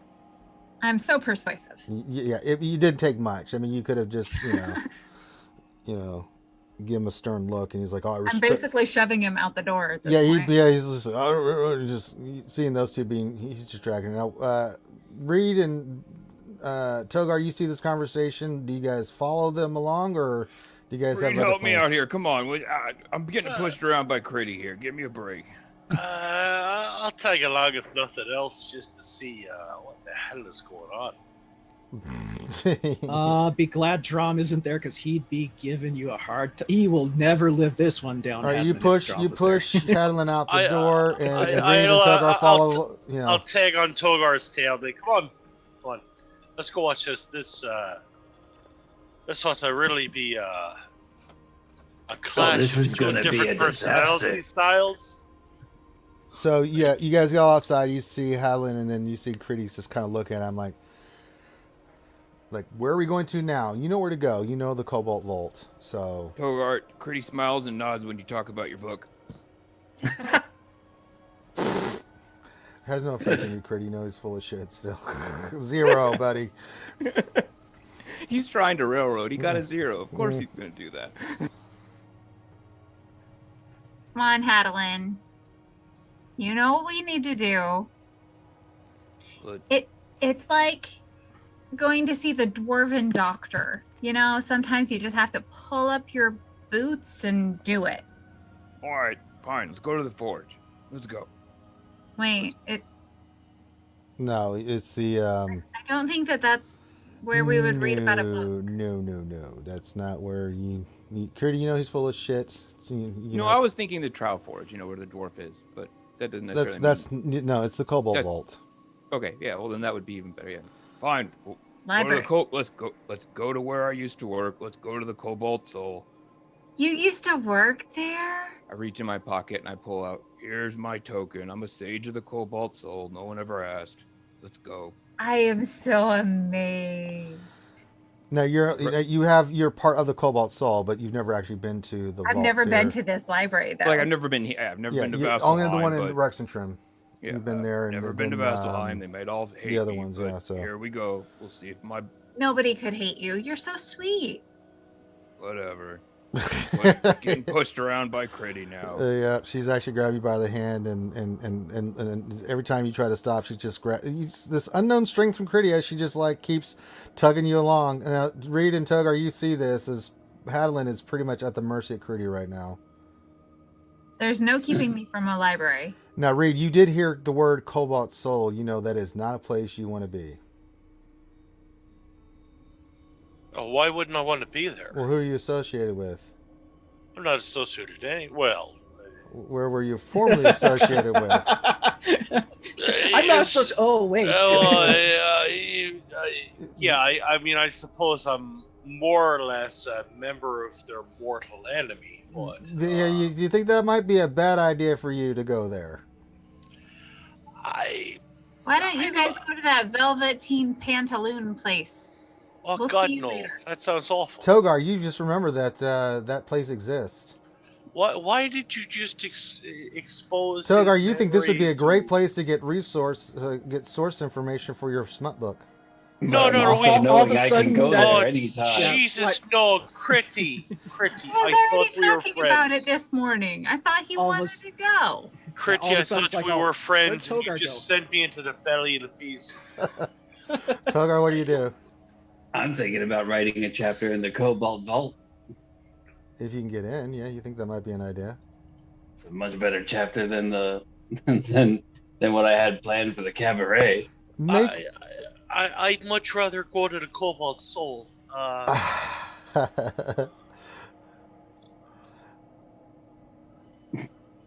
Why don't you want us to come to the library, Critty? No, she didn't. She's just telling that to read. He looks Yeah. uncomfortable. Fuck. All right. Here's what it comes down to. I mean, there's in other places to general- visit in Valsheim. You don't have to go there. But But I'm I'm just. no, But I'm just- looking at Togar. Are you wanting to go to this place, Togar? Like your character, would he want to go to a very high class smutty place? Or Like, would you rather go to a library where they Well, strongly discourage you to talk? there's other places you can go. There's tons of places in Valsheim Adventures. that's the that you guys can thing. visit. I can go to the Smutty place. cabaret. I can get all that. All that takes is gold. But Hadlin just broke out the key into a place I would not typically be able to get put into. Okay, so without you're this gonna go with them. opportunity. All right, Reed, you're kind of on your own devices now because Togar's like, yeah, I'm going with them. You know what? I look at it this way. I am looking to try to research a person. You're gonna go to the Cobalt Soul. I am. All right, so you follow along. All four of you go to the Cobalt Soul. you go to the archives, and I'm trying to locate it here.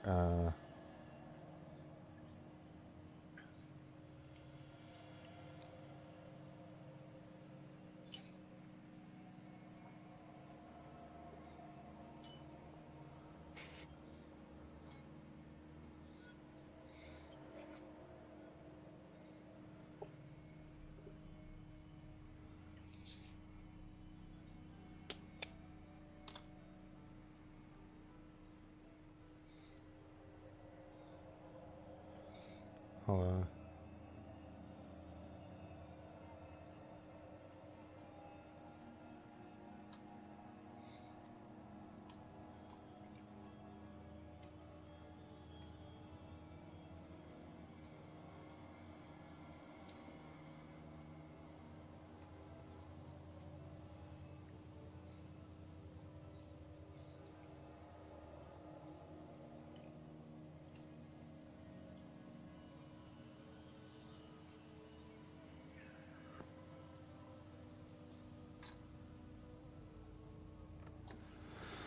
Okay.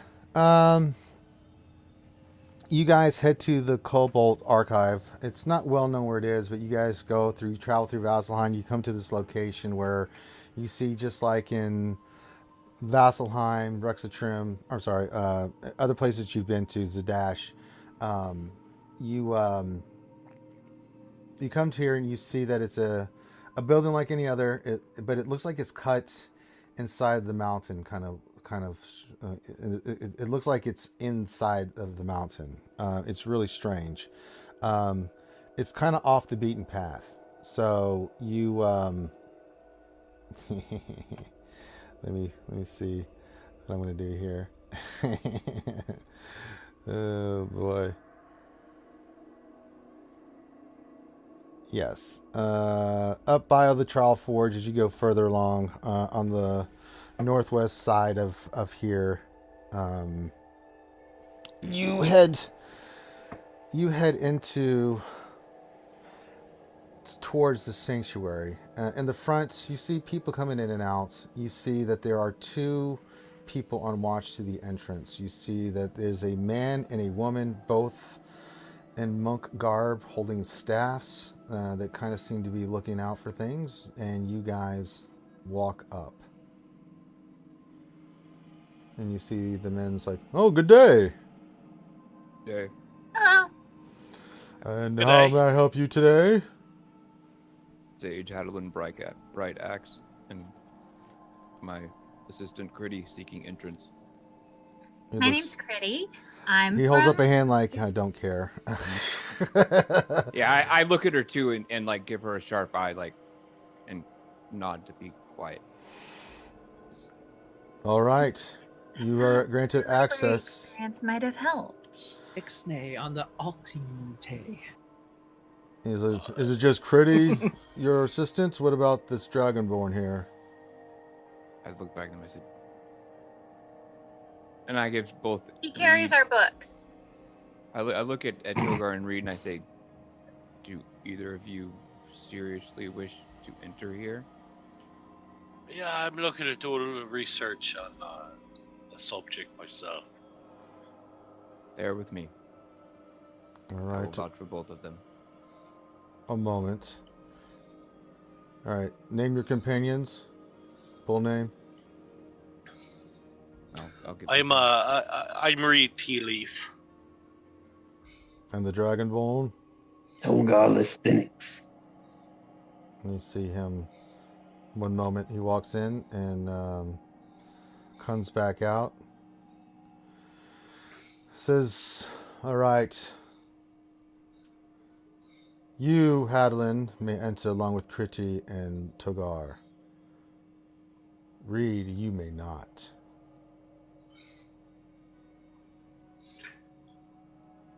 May I ask why? He kind of looks at you. Do I need to say why?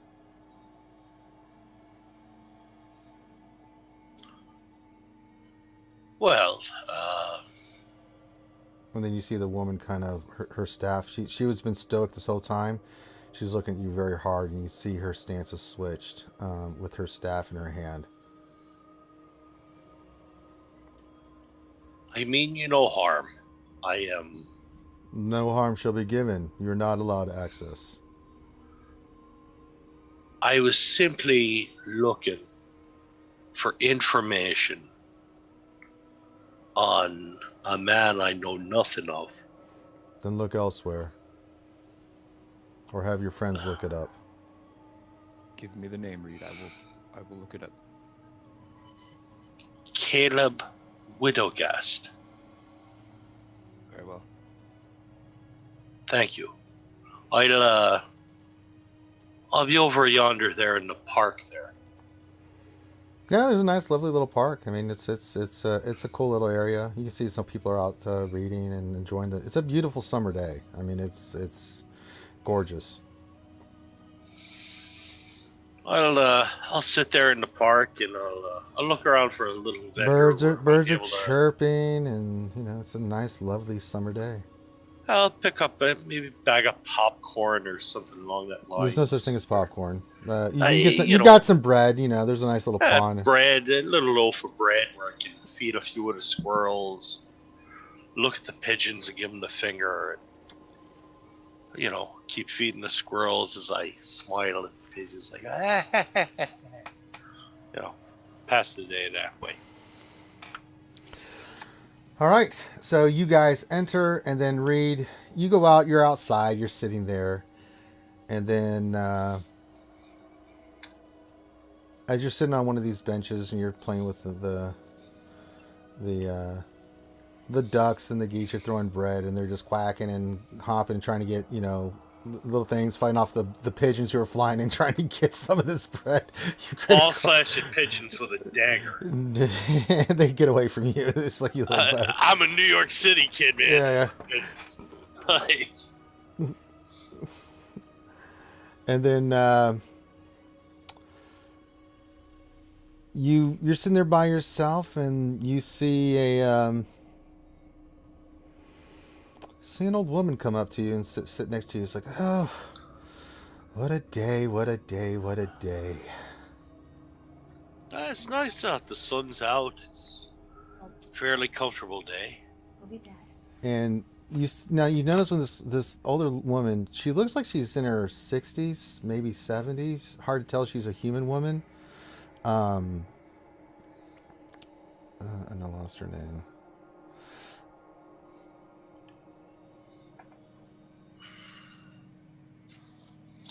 Damn it! This site's really pissing me off.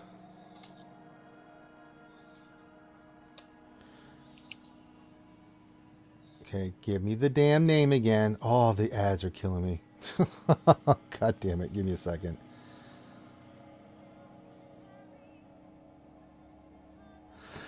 All right. Uno momento, por favor. All right, as you come in, she sits down and she looks at you. For a woman of her age, she looks pretty good. You see there's a little lines around her eyes and mouth. Tall woman, very muscular. And she sits down next to you. It's like, I had to get out of that place. God bless them. The gods. Stuffy as hell in there. Oh, you mind if I sit with you? No, not at all. Oh, thank you. She sits down next to you. It's like, so, I see you've created quite a commotion here with all the birds. I like most birds. I'm not a fan of pigeons. Well, I can tell. She starts chuckling. So, read tea leaf. My name is Queen. And Queen, like Queen? Quian, Queen.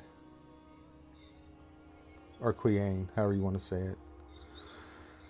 It's like, I am quite curious, someone of your caliber and wherewithal. I must give you credit. It was ballsy, to say the least, to walk right up to one of our most illustrious and spiritual places in this planet and ask for information, which I'm curious, with your background, why you would come here for that kind of information. Don't you have your own network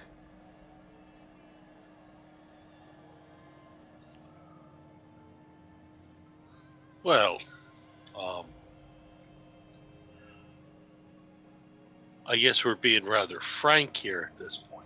Yes, look, all pretenses aside. I mean, look, there's no problem. I just know who you are and your past associations. So I just figured I'd come out and get a feel for what you're truly doing here.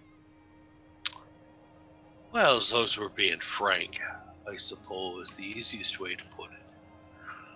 I was given information from an associate where there is this particular man who, for some reason or another, has gotten himself on the very bad side of Trent-Ickathon. Indeed. You see her kind of perk up at that. Trent, you say? Yeah, Trent-Ickathon. I'm how interesting. Personally not a massive fan of his. She looks at you like she's trying to, like she's like reading you over, and you seem to be being honest, so she doesn't question it. She seems to be taking your word on it. So as long as you're being truthful, she's buying in. Nothing but truthful. I figure you came out here and exposed yourself for who you are. You're being truthful enough in that, I'll do the same. All right. I was told that Trent is looking for a particular man. I don't know why. But if Trent is looking for him, it means one of two things. He's either looking for a new ally, or he's hunting a potential threat. If he's hunting a threat, it's very difficult to know if it's a threat to the Empire or to Trent, based on how he is. If he's looking at an enemy, period, enemy of the Empire, well, anybody who's a big enough threat to be an enemy of the Empire is usually a big enough threat to be a threat to, well, essentially anybody in the Empire.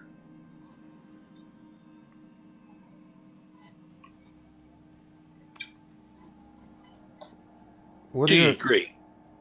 I don't care about the Empire. The Empire can go to hell as far as I'm concerned. But it's not so much the Empire itself, but it's the destabilizing factor that something like that can bring. Trent is evil. I know that, but even a rotted cork can plug a hole. When that rotted cork goes, the hole now suddenly becomes a larger issue. She looks in deep in thought.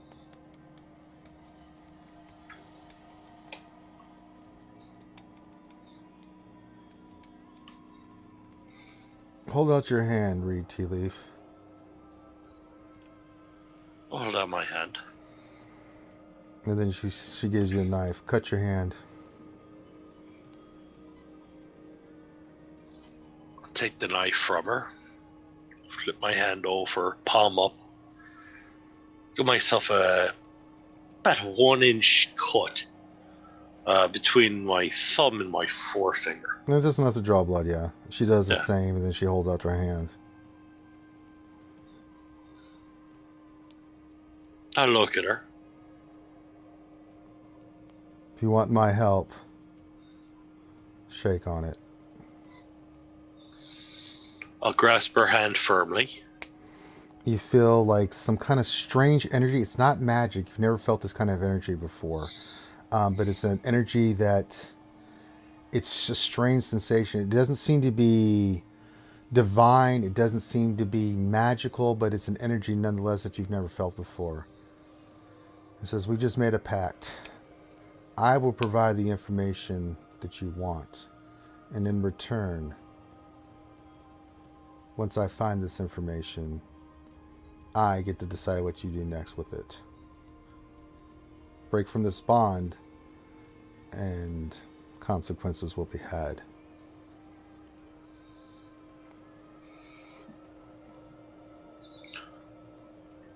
Well, I honestly wish you'd have told me that about 30 seconds ago. Well, you wouldn't have done it then. I know your type. I still may have. No, you're too clever. Not all of us are one type. You're very clever. I know your background. You're good at what you did for a reason. Yeah, but you also probably then know enough about me to know my actions have always been governed by what is best for the Empire. That's unfortunate. Probably not, stabilizing factors. Is that what you believe? I believe in the good of the greater good. Someone that is definitely hurting a group of people. She just puts up her hand like, I don't want to hear the thing. I don't want to hear this. Sorry, I've heard this speech a million times. So if that's what you believe, that's what you believe. But all right. What do you believe? I believe that power corrupts absolutely. And I believe the Empire is one thing. The Severus Assembly is another. And if you think the Severus Assembly has any inkling of giving two shits about the people where you come from, then you're as blind as they come. But I can't give you enlightenment. That's something you'll have to figure out for your own. You probably also know my record, where I've normally worked very far off the grid. I know some things.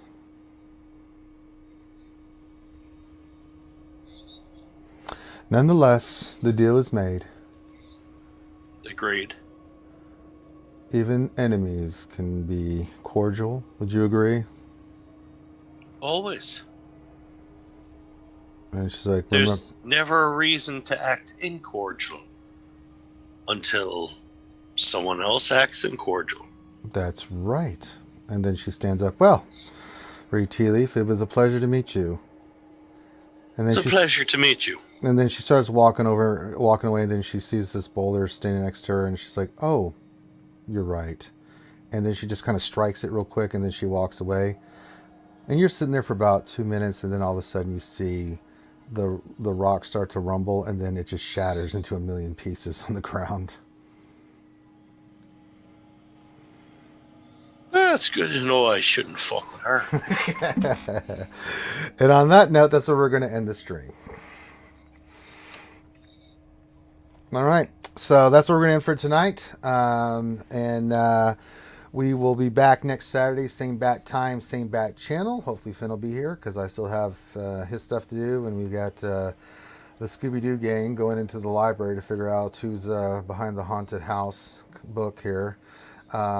And which one gets to be Shaggy? I know. Zoink, Scoob, like, wow! Zoink, Scoob, like, write a book, Shaggy. Like, right, Scoob. All right, but we'll be back next Saturday. If you like this, thanks to everybody for hanging out in the chat. And make sure you hit that thumb. Oh, it's Twitch. I'm just used to saying it because we do a lot of stuff on YouTube. But no streams tomorrow, no D&D tomorrow because it's Mother's Day. No one should want to stream or do stuff tomorrow because it's Mother's Day. And we'll be back on Monday to get back to our normal streaming schedule. I want to try to do Bad Batch, but we'll be back next Saturday, same bat time, same bat channel. Thanks for all the follows, bits, things that happened in chat. I didn't see it. If you could hit that follow if you like this kind of content and the other content we're putting out at RSG. And with that, on behalf of myself and the group of adventurers, thanks for joining us tonight. Have a great rest of your night, and we will holler at you later. Peace out.